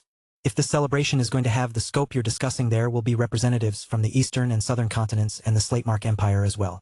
A gathering of this significance could serve multiple diplomatic purposes. You're thinking of it as a summit as well as a celebration, Rose observed with approval. Efficient. We could address several ongoing international issues while everyone's gathered in one place. Just as long as nobody tries to turn my achievement celebration into a boring political conference, I said with mock warning. I've earned the right to enjoy this without getting buried in treaty negotiations. Oh, don't worry, Callie said with the kind of savage grin that made everyone slightly nervous. If the politicians get too tedious, we can always demonstrate exactly why continental-level celebrations are necessary. Nothing shuts up boring diplomatic speeches faster than a friendly reminder of what radiant rank power can accomplish. Please don't threaten the diplomats, Jean said with resigned patience. We've spent years building these relationships. I'm not threatening anyone, Callie replied with mock innocence. I'm just suggesting that actions speak louder than words. Isn't that right, Arthur? Before I could respond to what was clearly a rhetorical question designed to cause trouble, Luna interjected with amused wisdom. Perhaps we should focus on making this a celebration people remember for positive reasons. Agreed, I said firmly, though I couldn't help but smile at the byplay between my friends. This is about recognizing what we've accomplished together, not intimidating anyone. As our group continued discussing the practical implications of what was shaping up to be a massive international gathering, I found myself looking around at the faces of everyone who mattered most to me. Stella bright with enthusiasm about the mathematical challenges involved. My 5 fiancés radiating satisfaction and relief at our shared victories. Jean and Callie showing the kind of relaxed confidence that came from knowing major threats had been permanently eliminated. The ruins of the Savage Communion still smoldered in the distance, but they no longer represented active danger. Just the debris of another problem solved through application of sufficient force and determination. You know, I said thoughtfully, this really is going to be historic. Representatives from every continent, multiple radiant rank individuals, formal recognition of the cult defeats. The kind of gathering that gets written about in history books. The kind of gathering that shapes the next century of international relations, Rose added with the kind of analytical precision that made her invaluable for strategic planning. The kind of gathering that proves heroes still exist, Rachel said softly, her sapphire eyes reflecting pride that made my chest tighten with emotion. The world was converging in the west for the celebration banquet. Chapter 846. Celebration Banquet 1. Calamity. A title reserved for a being powerful enough to endanger an entire continent, a force so overwhelming that their very existence threatened civilization itself. In all of recorded history, only one true calamity had ever descended upon Earth. It happened over 160 years ago. The heavenly demon. A singular existence of destruction poised to reduce the eastern continent to ruin during its golden age. But before he could complete his devastation, he was stopped by Liam Kagu, the blessed child of the heavens and the first hero. The first human in recorded history to step into high radiant rank, the realm of demigods.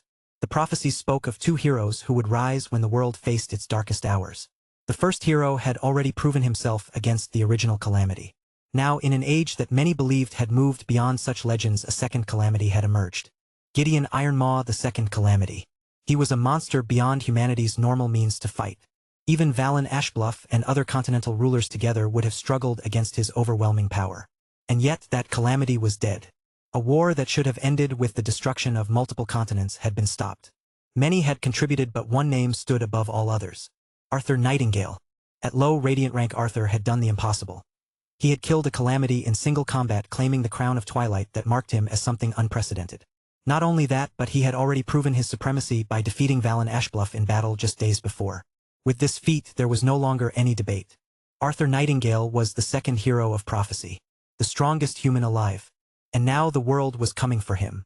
From across the continents, the rulers of humanity assembled in the western continent, each bearing the weight of their respective lands, each coming to witness the rise of a new era. From the north came the Cretans, the greatest spellcasting family in the world. For centuries their mages had held the northern front, keeping the Umbervale Covenant and the Shadow Seekers at bay. Leading them was Alastair Creighton, the king of the north, one of the 4 archmages of Earth. From the east came the Mount Hua sect. Their princess Seraphina Zenith had fought beside Arthur against the second calamity. Their ruler Mo Zenith had traveled personally to honor the man who had claimed his daughter's heart. From the south came the Viserians. Marcus Viserion the Draconic Warden was the strongest spearman in the world and the king of the south. A warrior feared even among radiant trankers. From the central continent came Emperor Quinn Slatemark, another of the 4 archmages of Earth, whose daughter Cecilia had also chosen Arthur. And standing among them all was Valen Ashbluff, the necrotic sovereign and king of the West. But there was another presence that commanded equal attention, Lucifer Windward, flanked by his own fiancées. The young man who had simultaneously eliminated the Umbervale Covenant while Arthur faced the calamity. 7 radiant trankers, the most powerful figures in the world.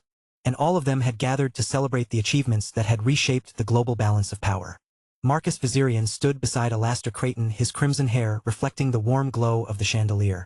It's been a long time since we gathered like this, hasn't it? He mused, his voice carrying the casual weight of someone who had witnessed too much history. Indeed, Alastair replied, his measured smile reflecting satisfaction that went beyond simple pride. Though I never imagined it would be for this. Marcus exhaled sharply, shaking his head as his gaze found Lucifer across the room. Both of them achieved something truly extraordinary. Arthur killed a calamity while Lucifer eliminated an entire cult infrastructure in a single day. His eyes darkened slightly with introspection. They've both surpassed us completely. They are both the same age as my son. Yet they've already claimed heights we never dreamed of reaching.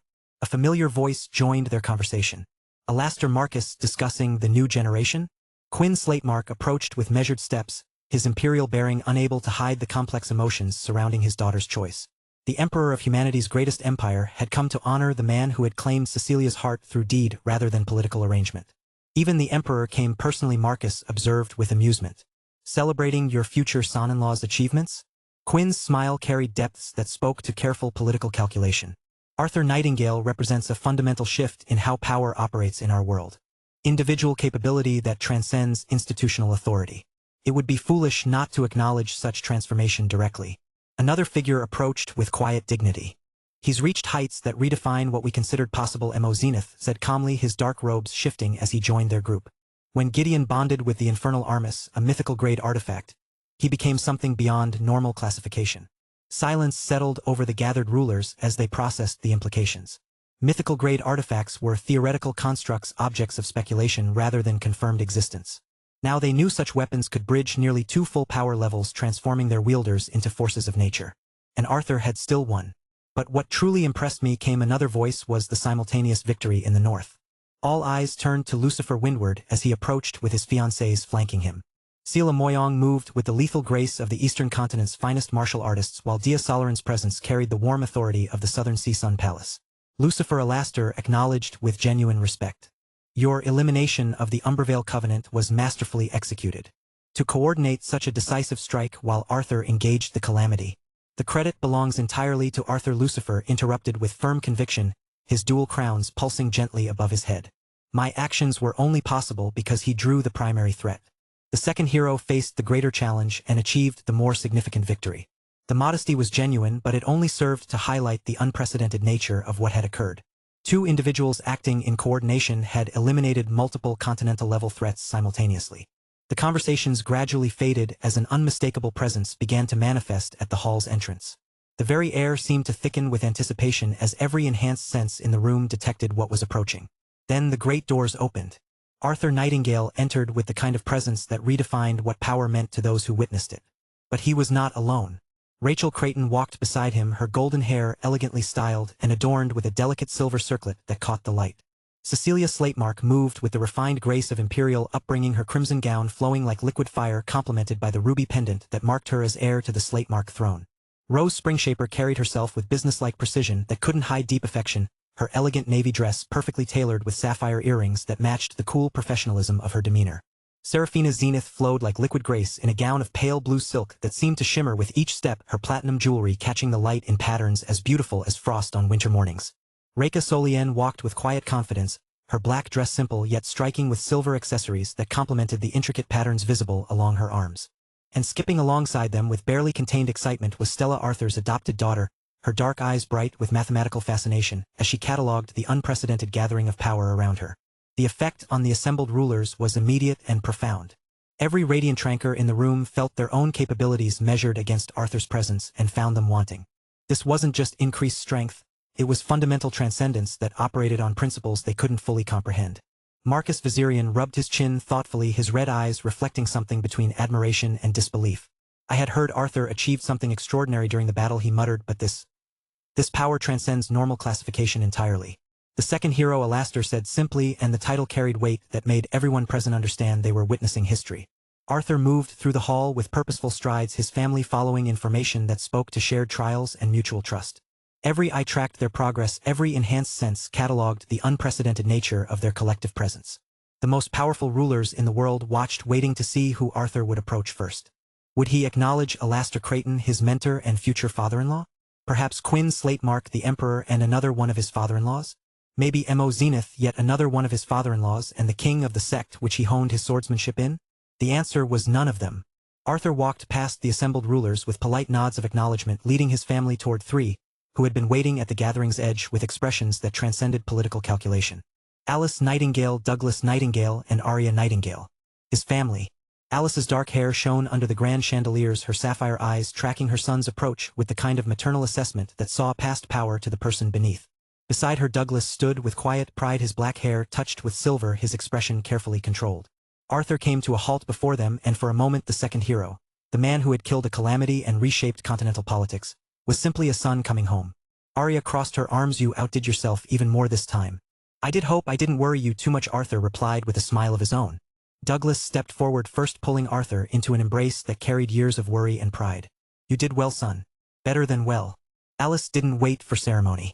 The moment Douglas released him, she wrapped her arms around Arthur with fierce intensity.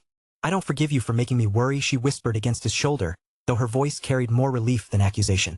Arthur smiled, holding his mother close while Stella bounced impatiently beside them, and his fiancés watched with expressions of fond understanding. We'll talk after the celebration, he promised. We will, Alice confirmed, stepping back to study his face with maternal thoroughness. But for now, let the world celebrate its second hero properly. Chapter 847. Celebration Banquet 2.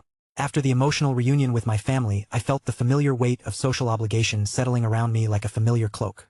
The gathered rulers of the world had come here specifically to acknowledge what I'd accomplished, and it would be both rude and politically unwise to ignore them completely. I should make the rounds, I said quietly to my family, noting how Stella was practically vibrating with excitement at being surrounded by so much concentrated power. The continental leaders traveled a long way to be here. Go handle your diplomatic duties, Alice said with maternal understanding, though her grip on my arm lingered just a moment longer than necessary. We'll be here when you're done with all the formalities. I approached the cluster of rulers with measured steps, feeling their enhanced senses tracking my every movement. Even without the crown of twilight manifesting, my transformed presence was unmistakable to anyone with sufficient perception. Alastor, I said warmly as I reached my mentor and future father-in-law. The king of the North's sapphire eyes reflected pride that went far beyond political calculation. Arthur, he replied, pulling me into an embrace that spoke to years of shared training and mutual respect. When I first took you on as a student, I knew you had exceptional potential. But this transformation... He paused, studying my face with the kind of analytical attention that came from years of assessing magical development. This transcends every expectation I might have harbored.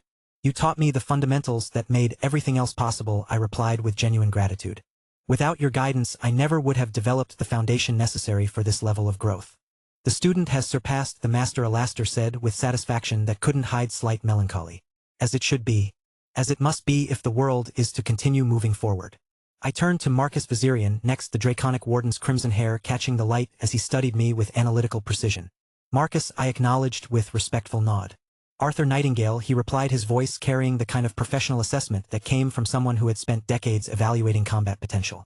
I remember when you were just another promising young warrior. Now, he shook his head with something that might have been amazement. Now you've redefined what individual power can accomplish. The threats required adaptation, I said simply. Gideon forced me to transcend limitations I didn't even know I possessed. And in doing so, you've raised the bar for everyone else, Marcus observed with wry amusement. Do you have any idea how many continental-level combatants are going to be pushing themselves to new heights because of what you've demonstrated? Before I could respond, Quinn Slatemark approached with the measured steps of someone accustomed to commanding empires. Arthur, the emperor said with diplomatic precision that couldn't quite hide paternal complexity. My daughter has chosen well. Your Majesty, I replied formally, then allowed warmth to enter my voice. Cecilia has been invaluable. Her chaos magic and tactical brilliance were crucial to our success against Gideon. She always did prefer action to politics, Quinn said with paternal affection that transcended imperial dignity. I'm pleased to see her talents being put to such worthy use.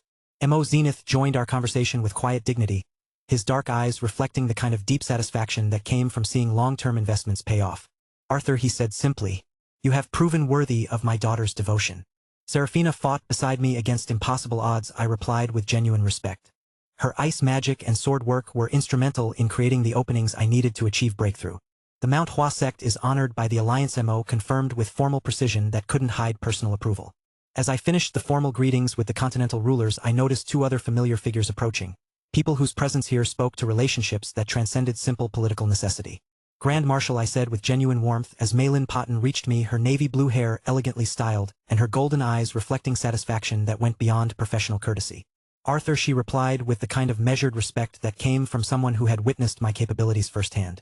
"When I heard you'd defeated a calamity, I knew I had to see for myself what you'd become."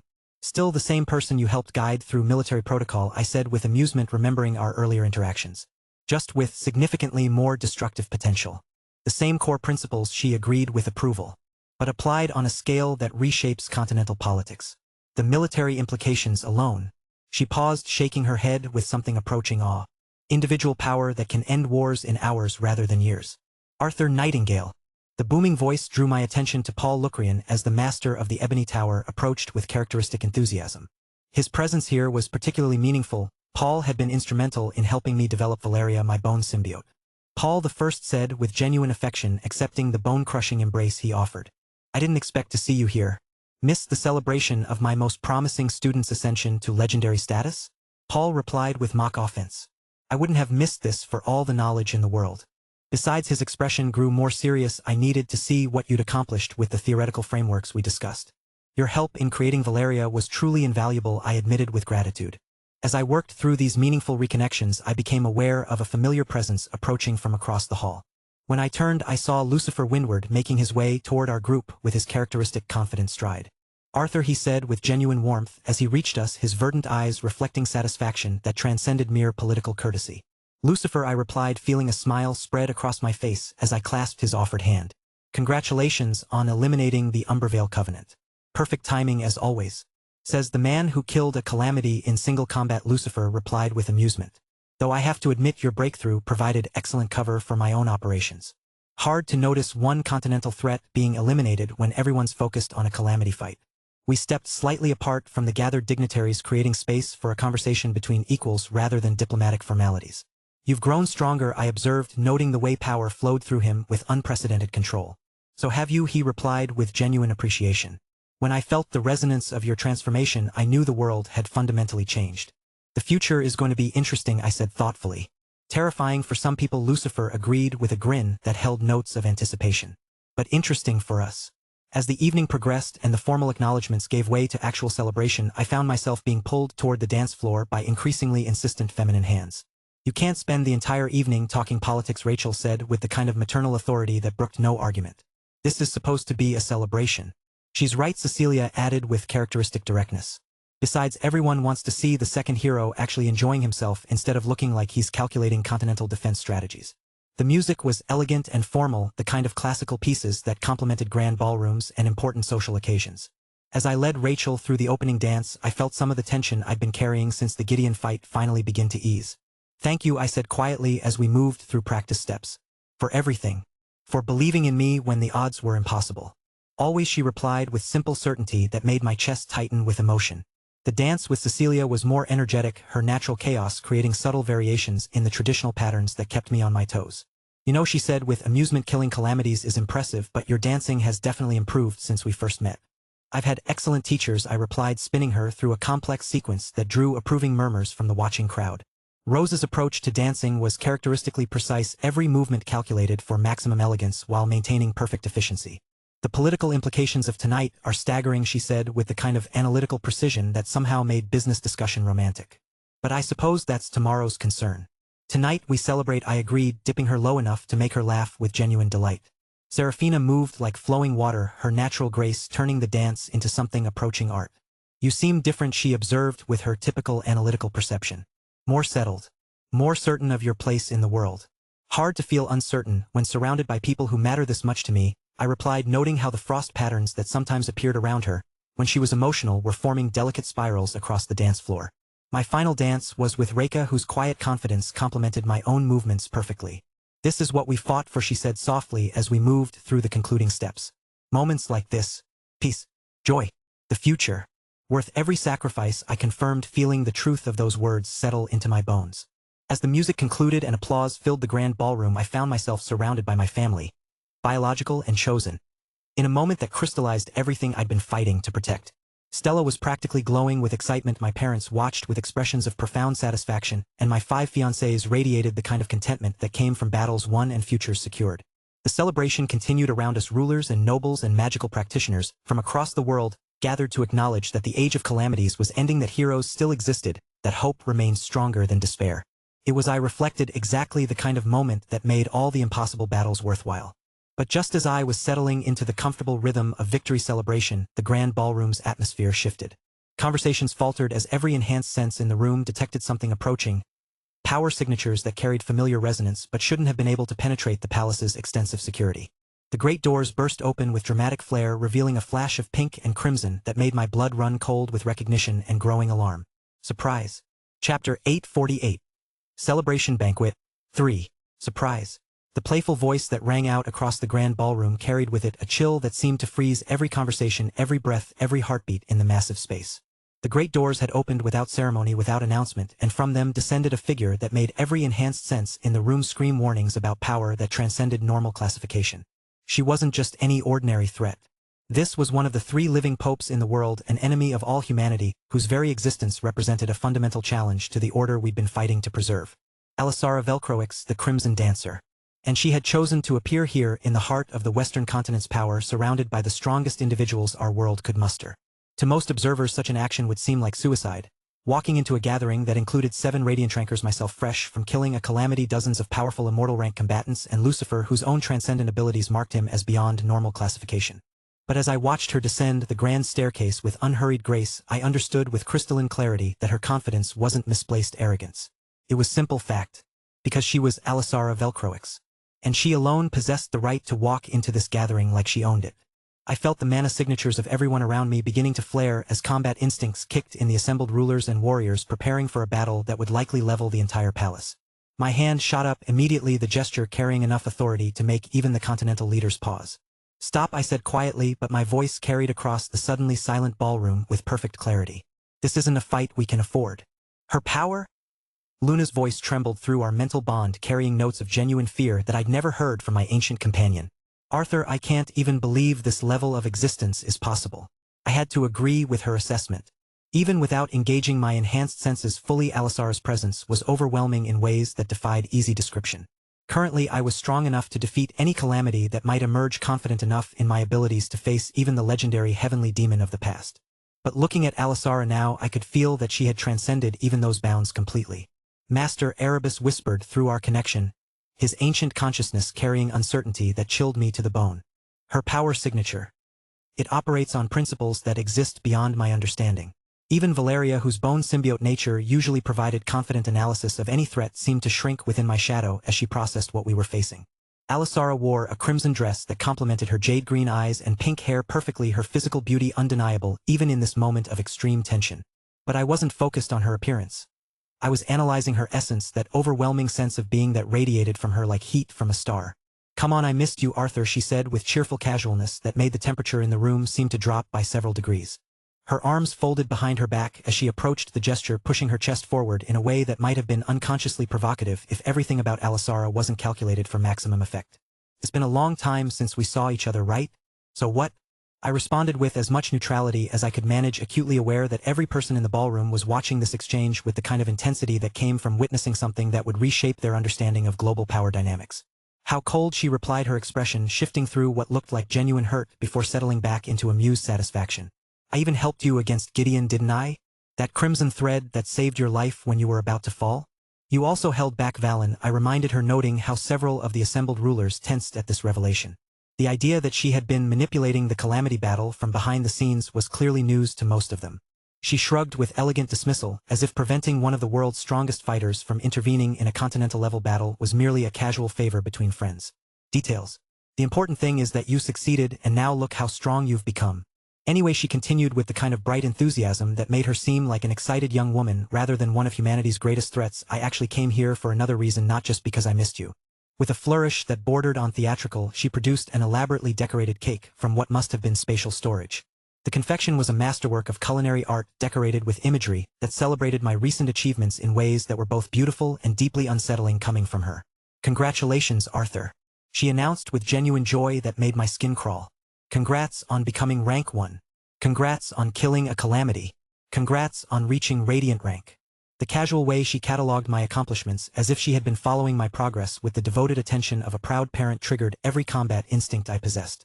My fist shot forward, compressed astral energy flowing through the strike with enough force to shatter stone. The cake vanished into her spatial storage before my attack could connect, and her delicate hand caught my fist with casual ease that completely negated the tremendous force behind the blow. Before I could react, she pulled me closer with strength that made my enhanced physique feel like that of an ordinary human. "Do you want your present?" she asked with playful mockery, her jade eyes sparkling with amusement.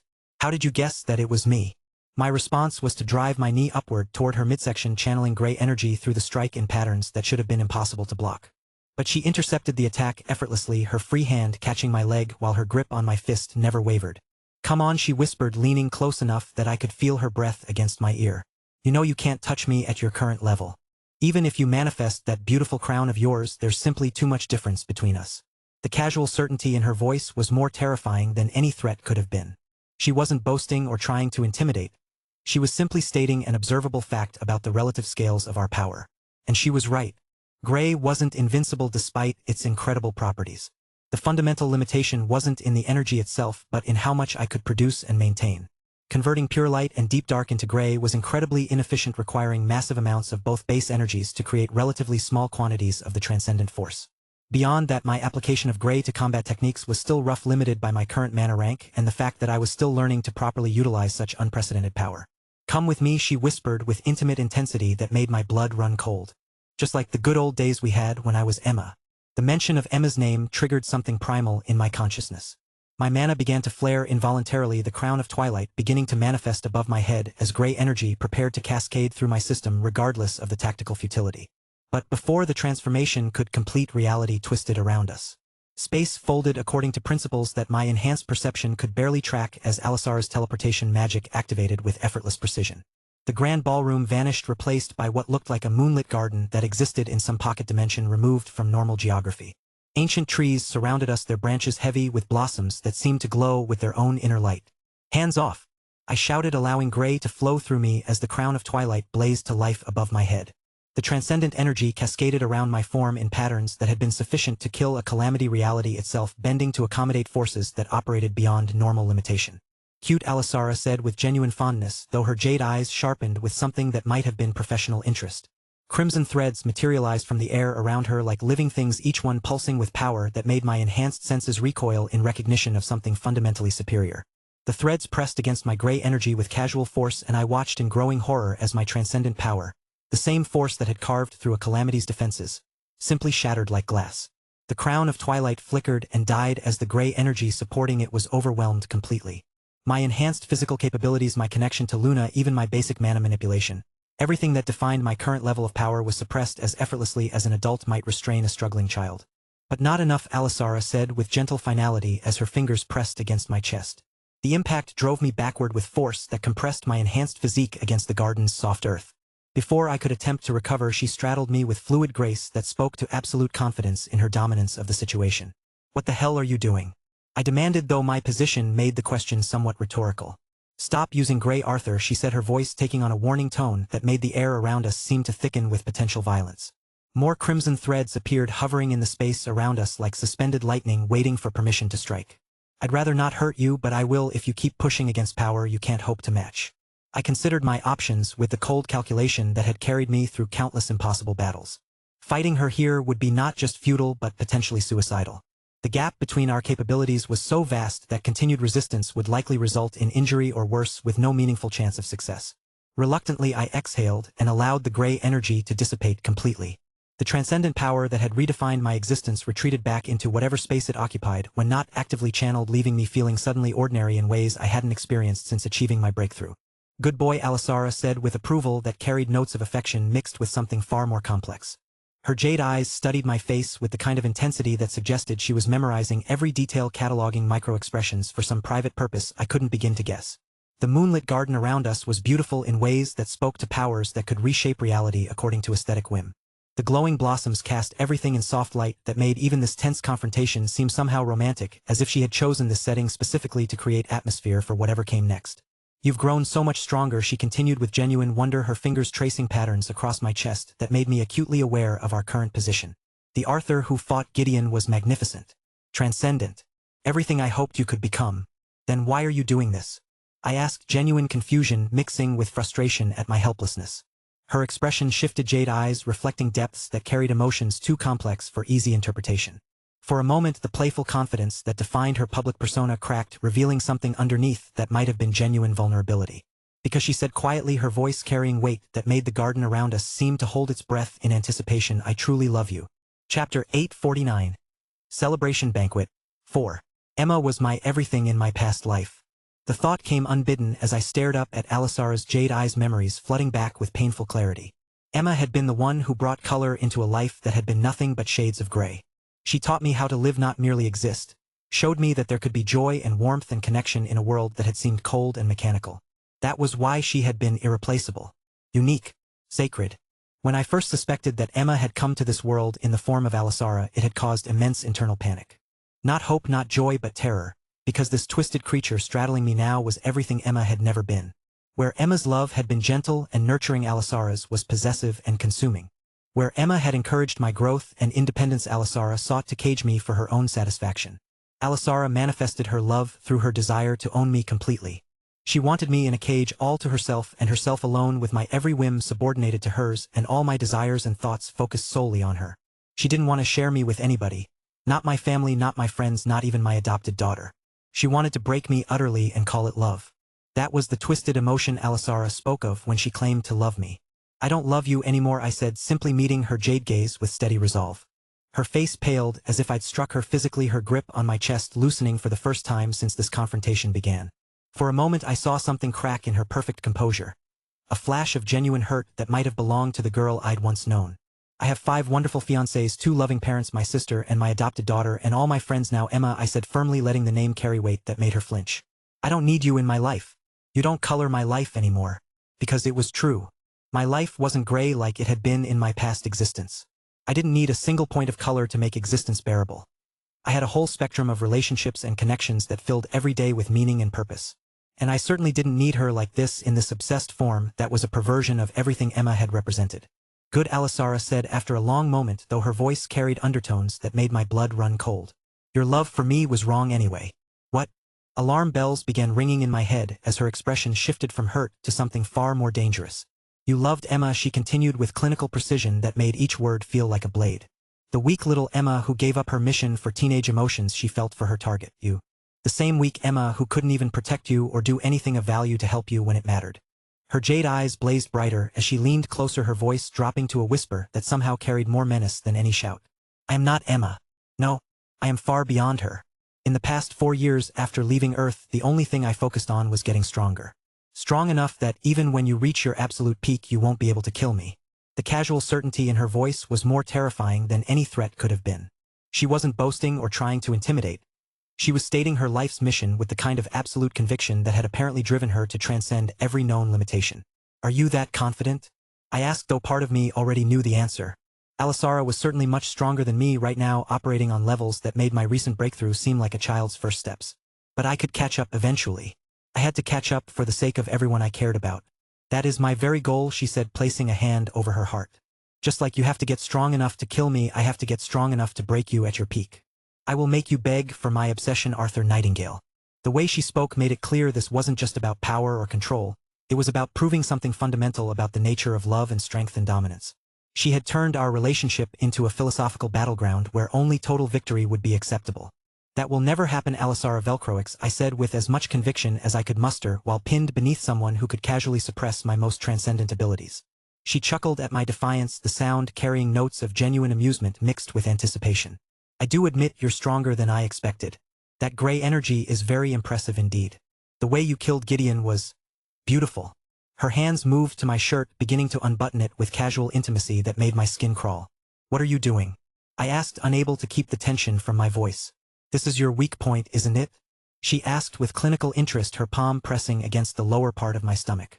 I'm just getting a bit excited, is all she replied with the kind of breathless enthusiasm that made her seem almost human for a moment. You must have plenty of experience in this world already, right? 5 fiancés. I imagine they've all been very educational. The implications in her voice made my jaw clench with anger. I tried to channel astral energy through my sword heart, hoping to access enough power to at least attempt escape. Alisara's fingers pressed into my chest with surgical precision, and I felt my sword heart simply stop beating. What? I whispered in shock, the absence of my sword heart's rhythm leaving me feeling hollow and disconnected from every source of power I possessed. Control, she whispered, her jade eyes reflecting satisfaction that bordered on ecstasy. With you so close to me and so weak, I can manipulate every part of your body exactly as I wish. Stopping your sword heart is child's play for someone of my level. The casual demonstration of dominance was more effective than any torture could have been. She could kill me right now, or worse. She could keep me alive and helpless indefinitely, a trophy in whatever twisted collection she was building. Alisara leaned closer, her pink hair falling around us like a curtain that blocked out the rest of the moonlit garden. I could feel her breath against my lips, could see my own reflection in her jade eyes, as she prepared to claim whatever symbolic victory this kiss would represent. Just before our lips touched, she froze. Her head whipped around with predatory alertness, jade eyes scanning the garden's perimeter with the kind of focus that spoke to genuine threat detection. For the first time since this confrontation began, I saw something like wariness in her perfect composure. How annoying, she said, though her voice carried undertones that suggested whatever was approaching was more than merely irritating. I was just getting to the fun part.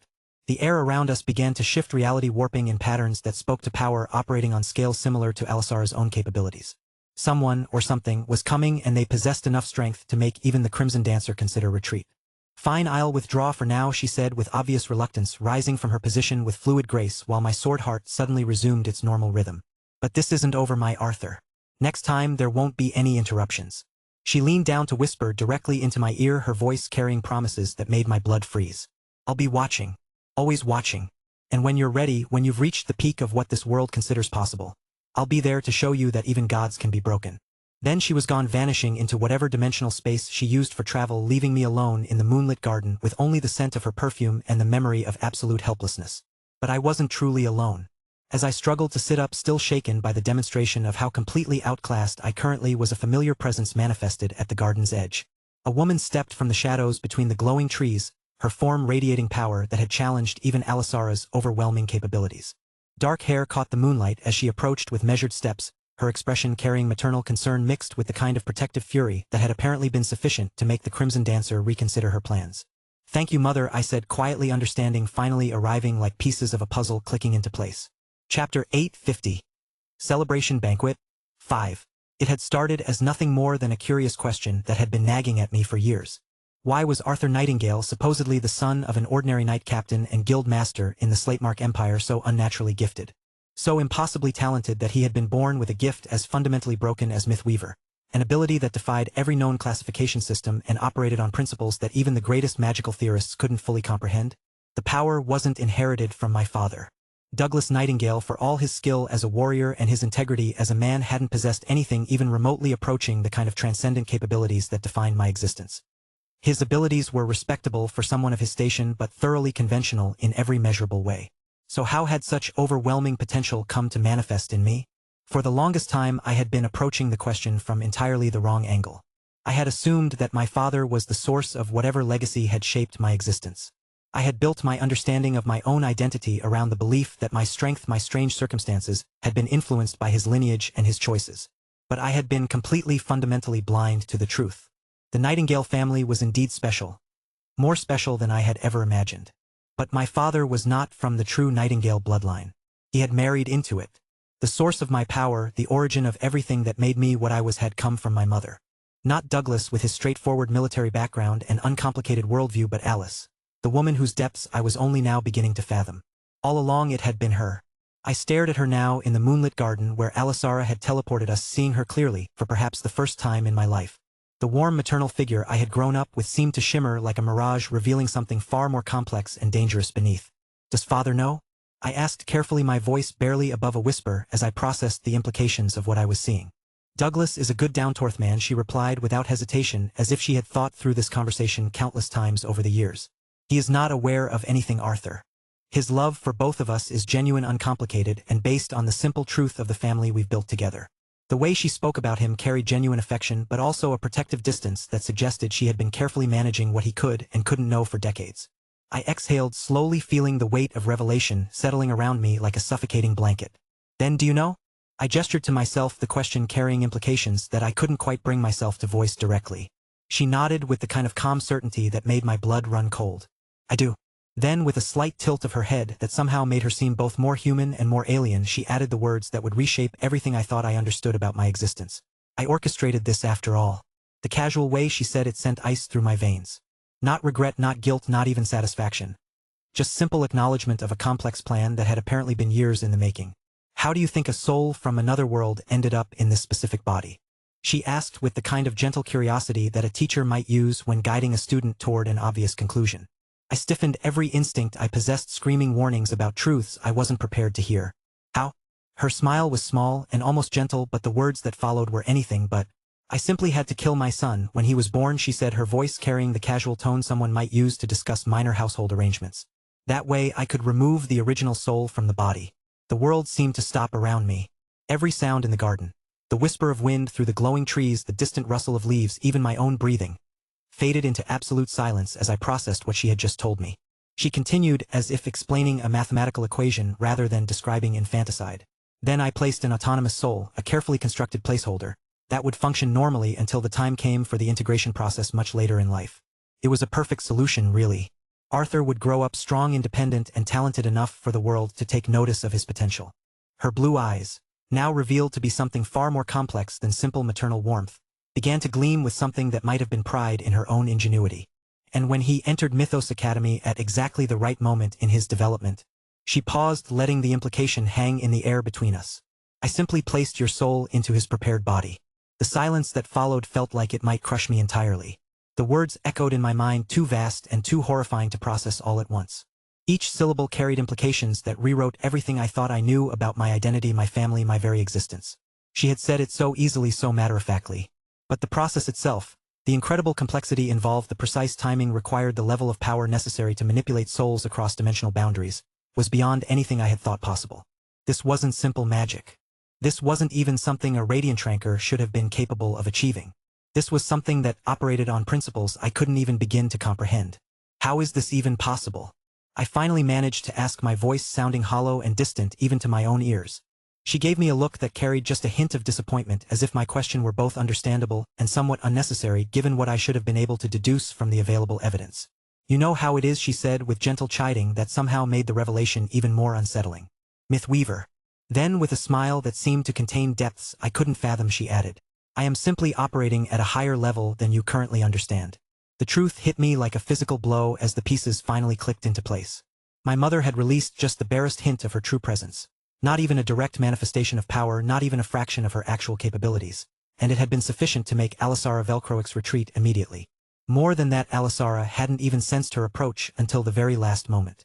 The Crimson Dancer, whose power transcended every classification I understood, had been caught completely off guard by someone who had been hiding in plain sight for my entire life. My breath came slow and measured as I tried to process the scale of what this implied. Divine rank? I asked, though part of me already suspected the answer would be more complex than a simple confirmation. She shook her head with something that might have been regret. I wasn't worthy of that particular classification. The way she said it, calm and without apparent disappointment, merely stating an observable fact about her own limitations, somehow made it even more terrifying. She spoke of failing to achieve divine rank the way someone might mention not quite reaching the top shelf at a grocery store. Then she looked directly at me, her blue eyes carrying depths that seemed to pierce straight through every defense I possessed, and I felt my stomach twist with apprehension. You've done something foolish, son. The simple sentence carried the weight of absolute judgment. Not anger, not disappointment, just the clear assessment of someone who saw all the angles I had missed. You've made a very dangerous woman obsessed with you. I swallowed hard, feeling the truth of her words settle into my bones like poison. Alisara Velcroix, my mother, continued with clinical precision, is someone even I cannot touch recklessly. Her power operates on scales that make direct confrontation inadvisable. I had suspected as much from our recent encounter, but hearing it confirmed by someone whose capabilities apparently dwarfed everything I had previously imagined possible made the situation feel infinitely more dire. Because if my mother, who could casually manipulate souls across dimensional boundaries and had been powerful enough to orchestrate my entire existence, considered Alisara too dangerous to challenge directly, then what hope did the rest of us have? Do you hate me now? she asked with the kind of emotional detachment someone might use when asking about tomorrow's weather forecast. Hate? The concept seemed almost meaningless in the face of revelations that had completely redefined everything I thought I understood about reality. Did I hate her? I honestly didn't know what I felt. Confusion, certainly. A sense of betrayal that went deeper than simple deception. But also a strange kind of relief that some of the mysteries surrounding my existence finally had answers, even if those answers raised far more questions than they resolved. What exactly are we? I asked, instead focusing on the broader implications rather than trying to process the emotional complexity of learning that my entire life had been orchestrated by someone whose power and agenda I couldn't begin to fathom. For the first time since this conversation began, I saw something flicker in her expression. Not quite emotion, but something closer to genuine engagement with a question that actually mattered. What are the nightingales, mother? I pressed, feeling that I was finally approaching the heart of whatever truth she had been protecting. Please, tell me. I'm strong enough now to understand. She studied me for a long moment, her gaze seeming to catalog every aspect of my current capabilities and psychological readiness. Finally, she gave a single nod of apparent approval. I suppose you are. She turned away from contemplation of the impossible blossoms surrounding us, her gaze fixing on me with the kind of intensity that made me acutely aware of how much I still didn't understand. Humanity is pathetic, she said with clinical detachment that somehow made the words more cutting than any anger could have been. Weak, fragile, short-lived, foolish. Prone to making the same mistakes across generations while convincing themselves they're making progress. Her words carried no hatred, no particular emotion at all, just the kind of objective assessment that someone might make about any observable phenomenon. But she continued, her voice taking on notes of something that might have been respect. There was one being who understood this truth better than anyone else. My chest tightened with anticipation as she prepared to reveal the final piece of whatever cosmic puzzle had shaped my existence. Tiamat, she said, and I felt the name settle into my bones like a fundamental truth I had always known but never acknowledged. The Radiant Dragon. The Dragon Empress whose world was destroyed by forces beyond her ability to prevent. The one who fled to Earth carrying the accumulated wisdom of an entire civilization's failure. Her fingers traced patterns against the tree's luminous bark. As she continued, she knew that humanity could not stand alone against the kinds of threats that destroy worlds. She had seen what happened when a species relied solely on their own strength, their own wisdom, their own heroes. The weight of cosmic history seemed to press down on the garden around us, making even the moonlight feel heavy with implication. That's why, she whispered with something approaching reverence, she created us. The nightingales. Over 1,000 years ago. Chapter 851. Celebration Banquet. 6. I didn't stay in the moonlit garden for long after my conversation with my mother. The revelations about the nightingales, about Tiamat's ancient plan, about the true nature of my existence. All of it was staggering in scope and implication. But regardless of cosmic conspiracies and thousand-year-old dragon schemes, I had immediate responsibilities to attend to. Getting kidnapped by one of the world's 3 popes while holding the title of rank 1 was certainly far from ideal, politically speaking. The assembled rulers and dignitaries would be wondering where I disappeared to, and my prolonged absence would raise questions I wasn't prepared to answer publicly. As I approached the banquet hall, my enhanced senses detected the familiar energy signatures of the assembled guests, but also something new. Another presence that hadn't been there when Alisara had so dramatically interrupted the evening's festivities. Looks like another guest has arrived, I murmured, noting the additional radiant rank signature among the gathered powers. This is also complicated, Luna's voice carried through our mental bond, tinged with emotional complexity that went beyond simple confusion. To think that Tiamat orchestrated all of this, that you were created rather than simply chosen. It's like we're both. She trailed off, but I understood what she couldn't quite say aloud. Luna and I shared more than just the bond between a human and his companion. We were both artificial beings created rather than naturally born. She was the only Qilin in existence, crafted by forces and for purposes that even she didn't fully understand. Learning about my own manufactured origins had clearly struck closer to home than I'd initially realized. She didn't do anything wrong, I said, gently, trying to provide some comfort for whatever internal struggle she was experiencing. Tiamat was trying to protect Earth and humanity in her own way. The fact that her methods were unconventional doesn't make the intention malicious. I know that intellectually, Luna protested through our bond, her mental voice carrying the kind of frustrated sadness that came from having emotions that didn't align with logical understanding. But it still feels wrong somehow, like everything we've shared has been predetermined. I stopped walking, suddenly understanding the root of her distress. Luna's connection to me wasn't just companionship. It was the bond between 2 beings who had been created for purposes beyond their own choosing, finding genuine meaning in a relationship that transcended whatever artificial origins had shaped them. Come out, I said firmly, encouraging her to manifest physically rather than remaining as a voice in my head. Luna appeared beside me in her adult form, the seal that had once limited her to childlike appearance now completely broken. She stood with the kind of ethereal grace that marked her as something beyond human classification, her amethyst hair catching the light from the palace windows, while her golden eyes reflected depths of ancient wisdom, mixed with very current emotional turmoil. "What is it?" she asked, though her tone suggested she already suspected what I was going to say. "I think your mood would improve if you actually got to enjoy the banquet," I said with gentle firmness. "Hiding in my consciousness and brooding about cosmic conspiracies isn't going to help either of us process what we've learned." "I'm a Chelan Arthur," she replied with the kind of dignity that was meant to deflect from her very human emotional responses. "We don't typically attend human social gatherings for entertainment purposes." I said, moving closer and fixing her with a direct stare. "You keep saying that, but in the end you're not so different from humans when it comes to feeling hurt or confused or uncertain about relationships that matter to you." Her golden eyes widened slightly at my directness, and I could feel her surprise through our bond at being read so accurately. "Or did you think only you could sense emotions through our connection?" I continued with gentle persistence. "I can feel what you're feeling, Luna. The uncertainty, the worry that learning about my origins somehow changes what we mean to each other." She stayed silent for a long moment, her ancient pride warring with the very real emotional vulnerability that my artificial creation had triggered. Finally she sighed with the kind of resigned acceptance that suggested I'd accurately identified the source of her distress. "All right, fine," she said with as much dignity as she could muster. "I'll participate in your human celebration. But only because you're being insufferably persistent about it." "Thank you for such a tremendous favor," I replied with barely contained amusement. "And Luna? Don't wrap your arms around my neck from behind this time. Let people see you as the magnificent being you actually are." "Human," she muttered under her breath as we approached the hall's entrance, though I caught the slight smile that tugged at the corners of her mouth. As we entered the grand ballroom, I immediately noticed that the atmosphere had shifted during my absence. The initial shock of Alisara's dramatic appearance and my subsequent disappearance had given way to tense anticipation, with various groups of dignitaries engaged in quiet conversations that probably involved significant speculation about what had just occurred.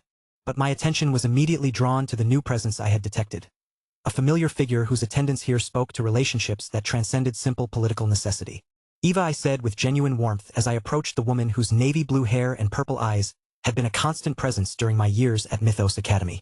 Eva Lopez, the headmaster of the most prestigious magical institution on the continent, turned toward me with the kind of measured smile that spoke to years of managing both incredibly gifted students and equally challenging faculty politics. Her radiant rank power signature was perfectly controlled, radiating the kind of calm authority that had made her legendary among magical educators. "Arthur," she replied, her purple eyes reflecting a mixture of pride and something that might have been amazement as she studied my transformed presence. "When I heard that one of my former students had achieved radiant rank and defeated a calamity, I knew I had to see for myself what you'd become." As we spoke, I became aware of another familiar presence approaching with characteristic unhurried steps. Clara Lopez moved through the crowd with the kind of casual grace that marked someone who had grown up around power but never felt the need to display it aggressively.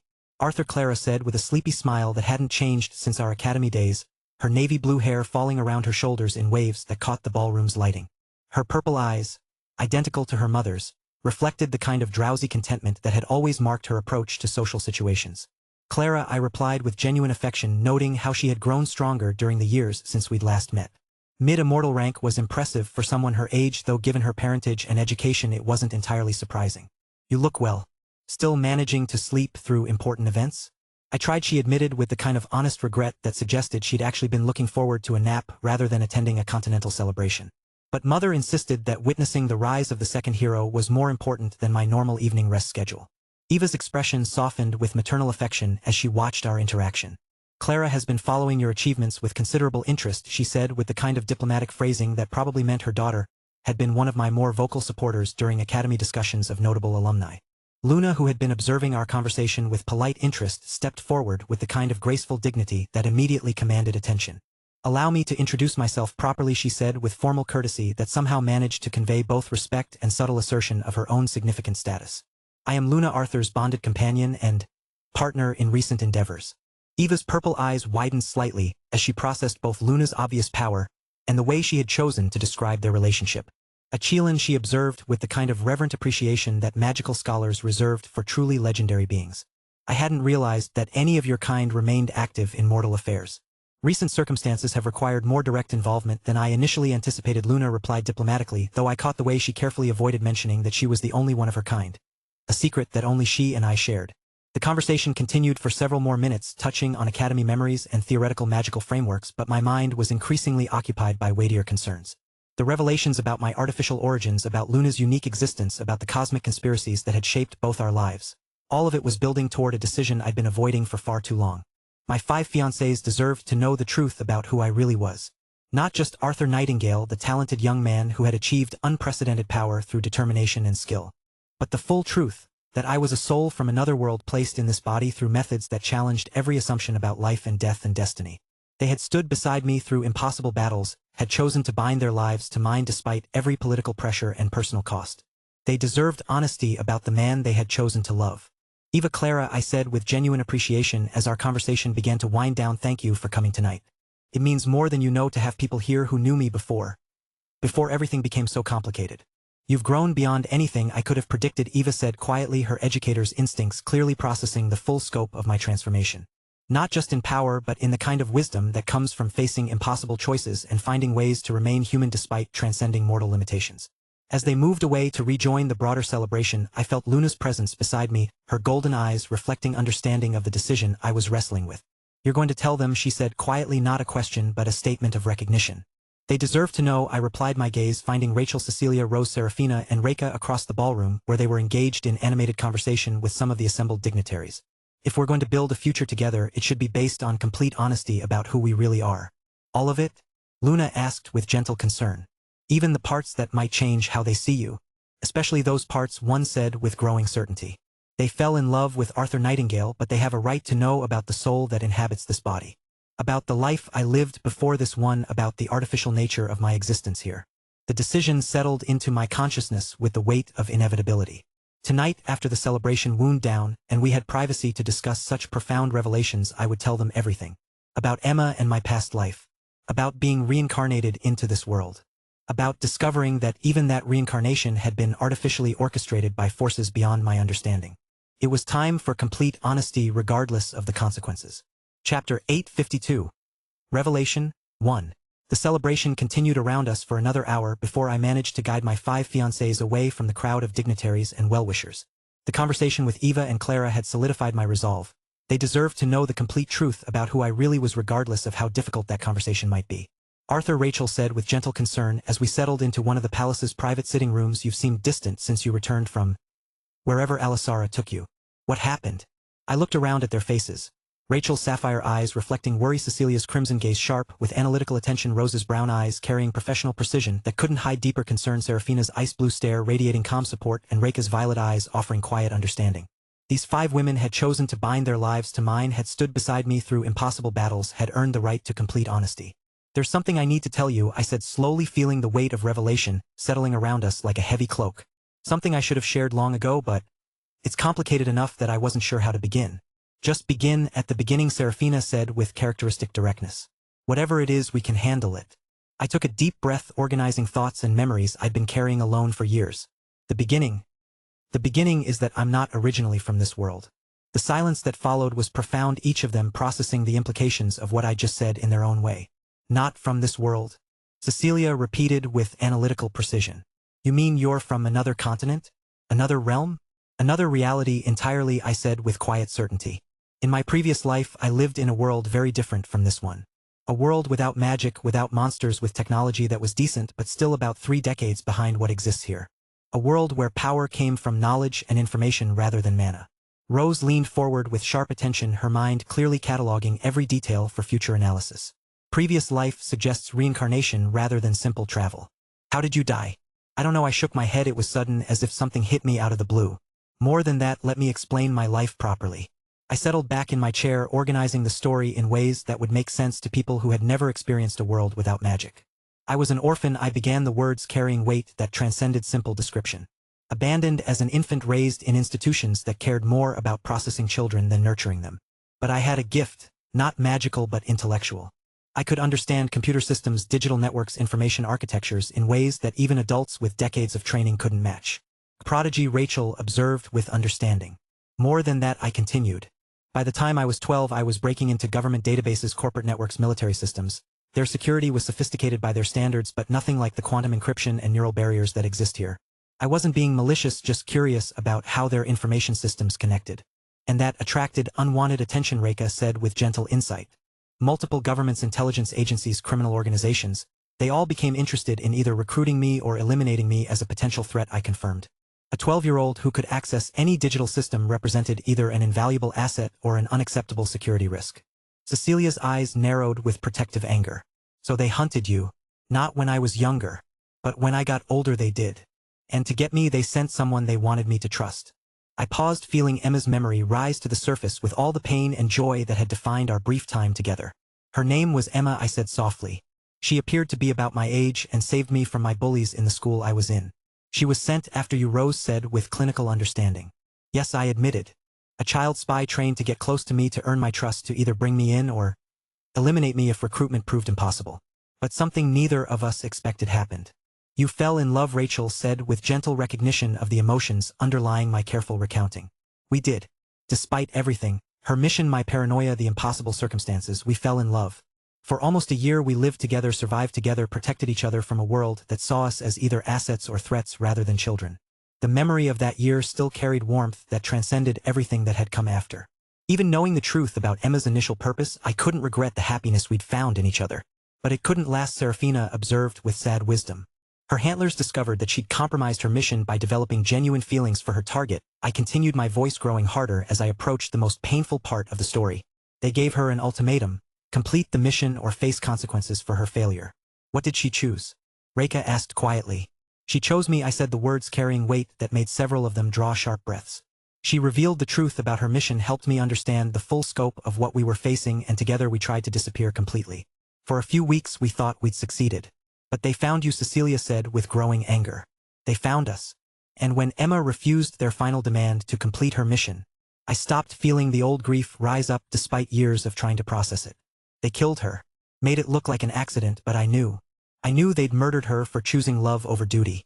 The silence that followed was heavy with shared grief for a girl they'd never met, but whose loss had clearly shaped the man they'd chosen to love.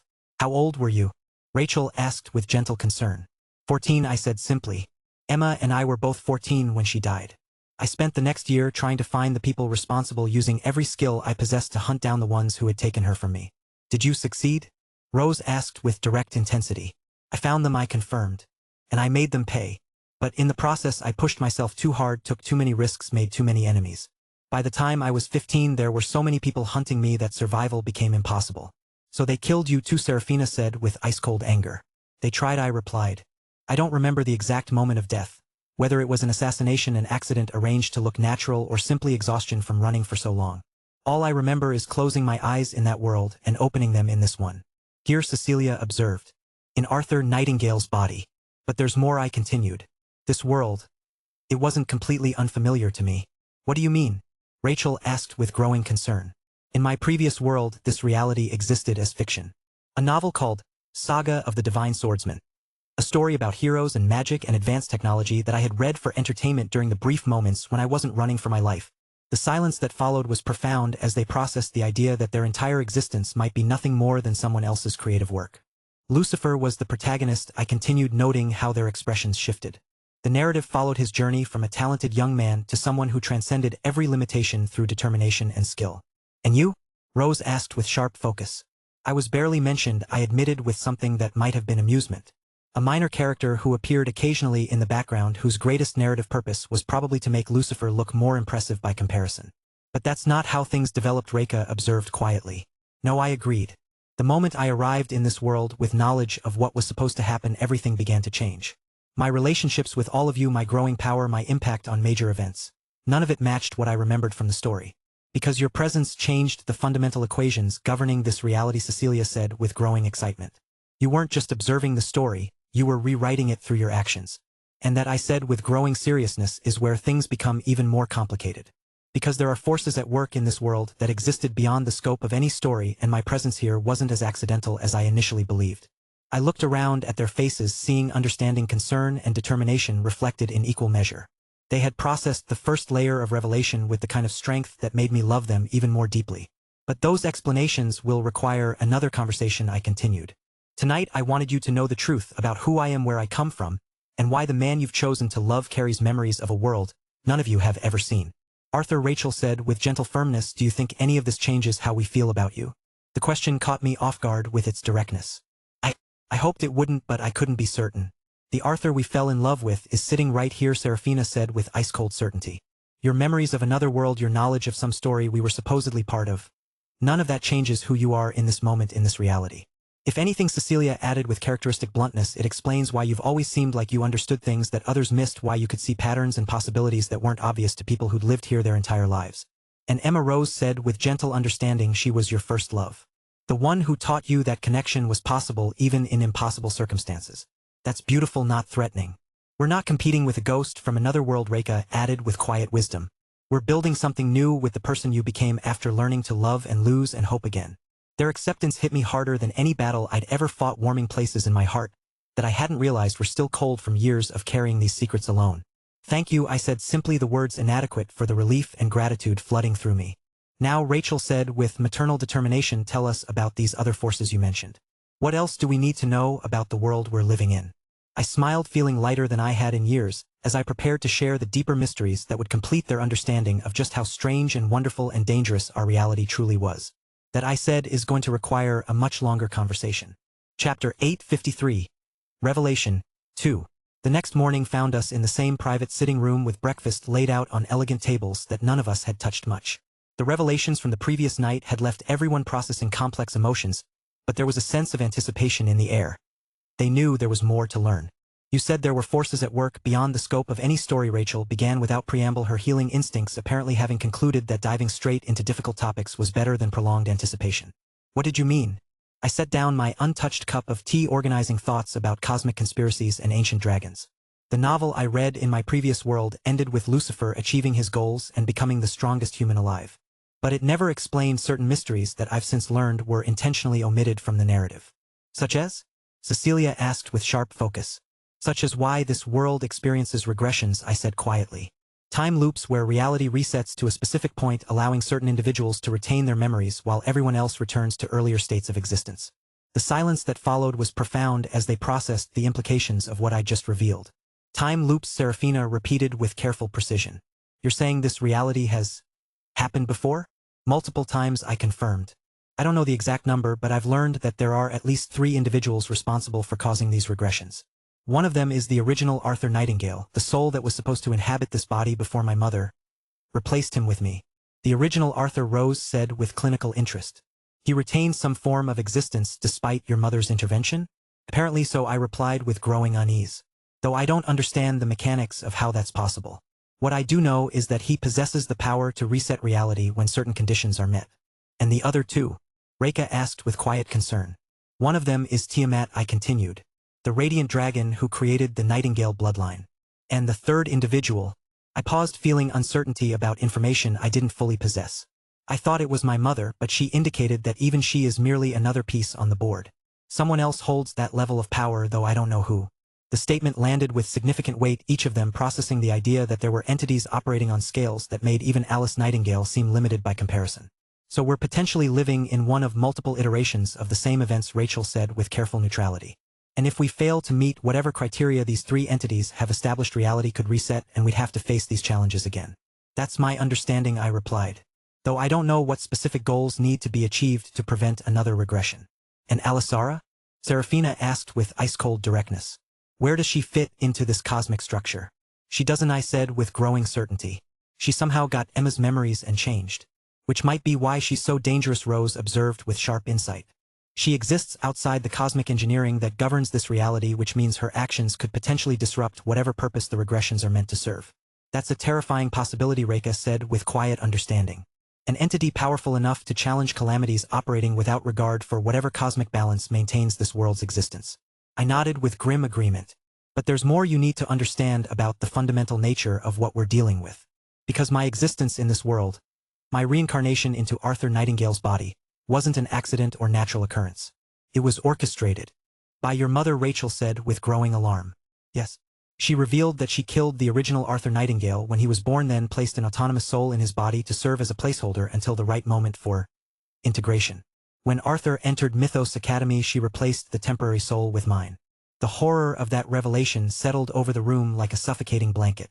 The casual way my mother had described infanticide, the clinical precision with which she had manipulated souls across dimensional boundaries. It painted a picture of someone whose morality operated on scales they couldn't fully comprehend. She murdered an infant, Rachel whispered with the kind of shocked revulsion that spoke to someone whose entire existence was dedicated to preserving life. Her own child. She sees it differently, I said with resignation. From her perspective, she was preparing a vessel for something more important than individual life. Because the Nightingale family isn't human, not originally. What are you? Serafina asked with direct intensity. We're artificial, I replied, feeling the weight of cosmic truth settling around us. Created by Tiamat, the radiant dragon, the dragon empress whose world was destroyed over 1,000 years ago. I leaned forward, organizing thoughts about ancient history and cosmic engineering. Tiamat fled to Earth after her civilization fell, carrying the accumulated knowledge of what happens when a species fails to protect itself against existential threats. She saw that humanity was too weak, too fragmented, too short-lived to stand against the kinds of forces that destroy worlds. So she created the Nightingale, Cecilia said with growing understanding. A bloodline designed to produce heroes when the world needed them most, I confirmed. Not natural evolution, but deliberate engineering.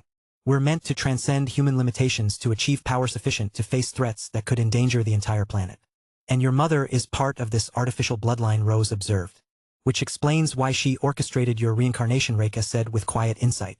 You weren't just a convenient soul from another world, you were specifically chosen for this purpose.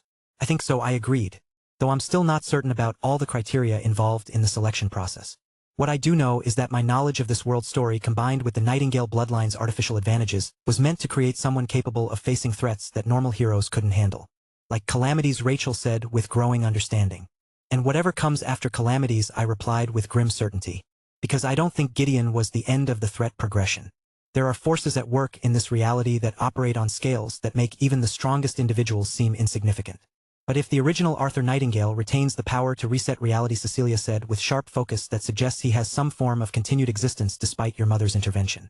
Could he represent a threat to your current identity?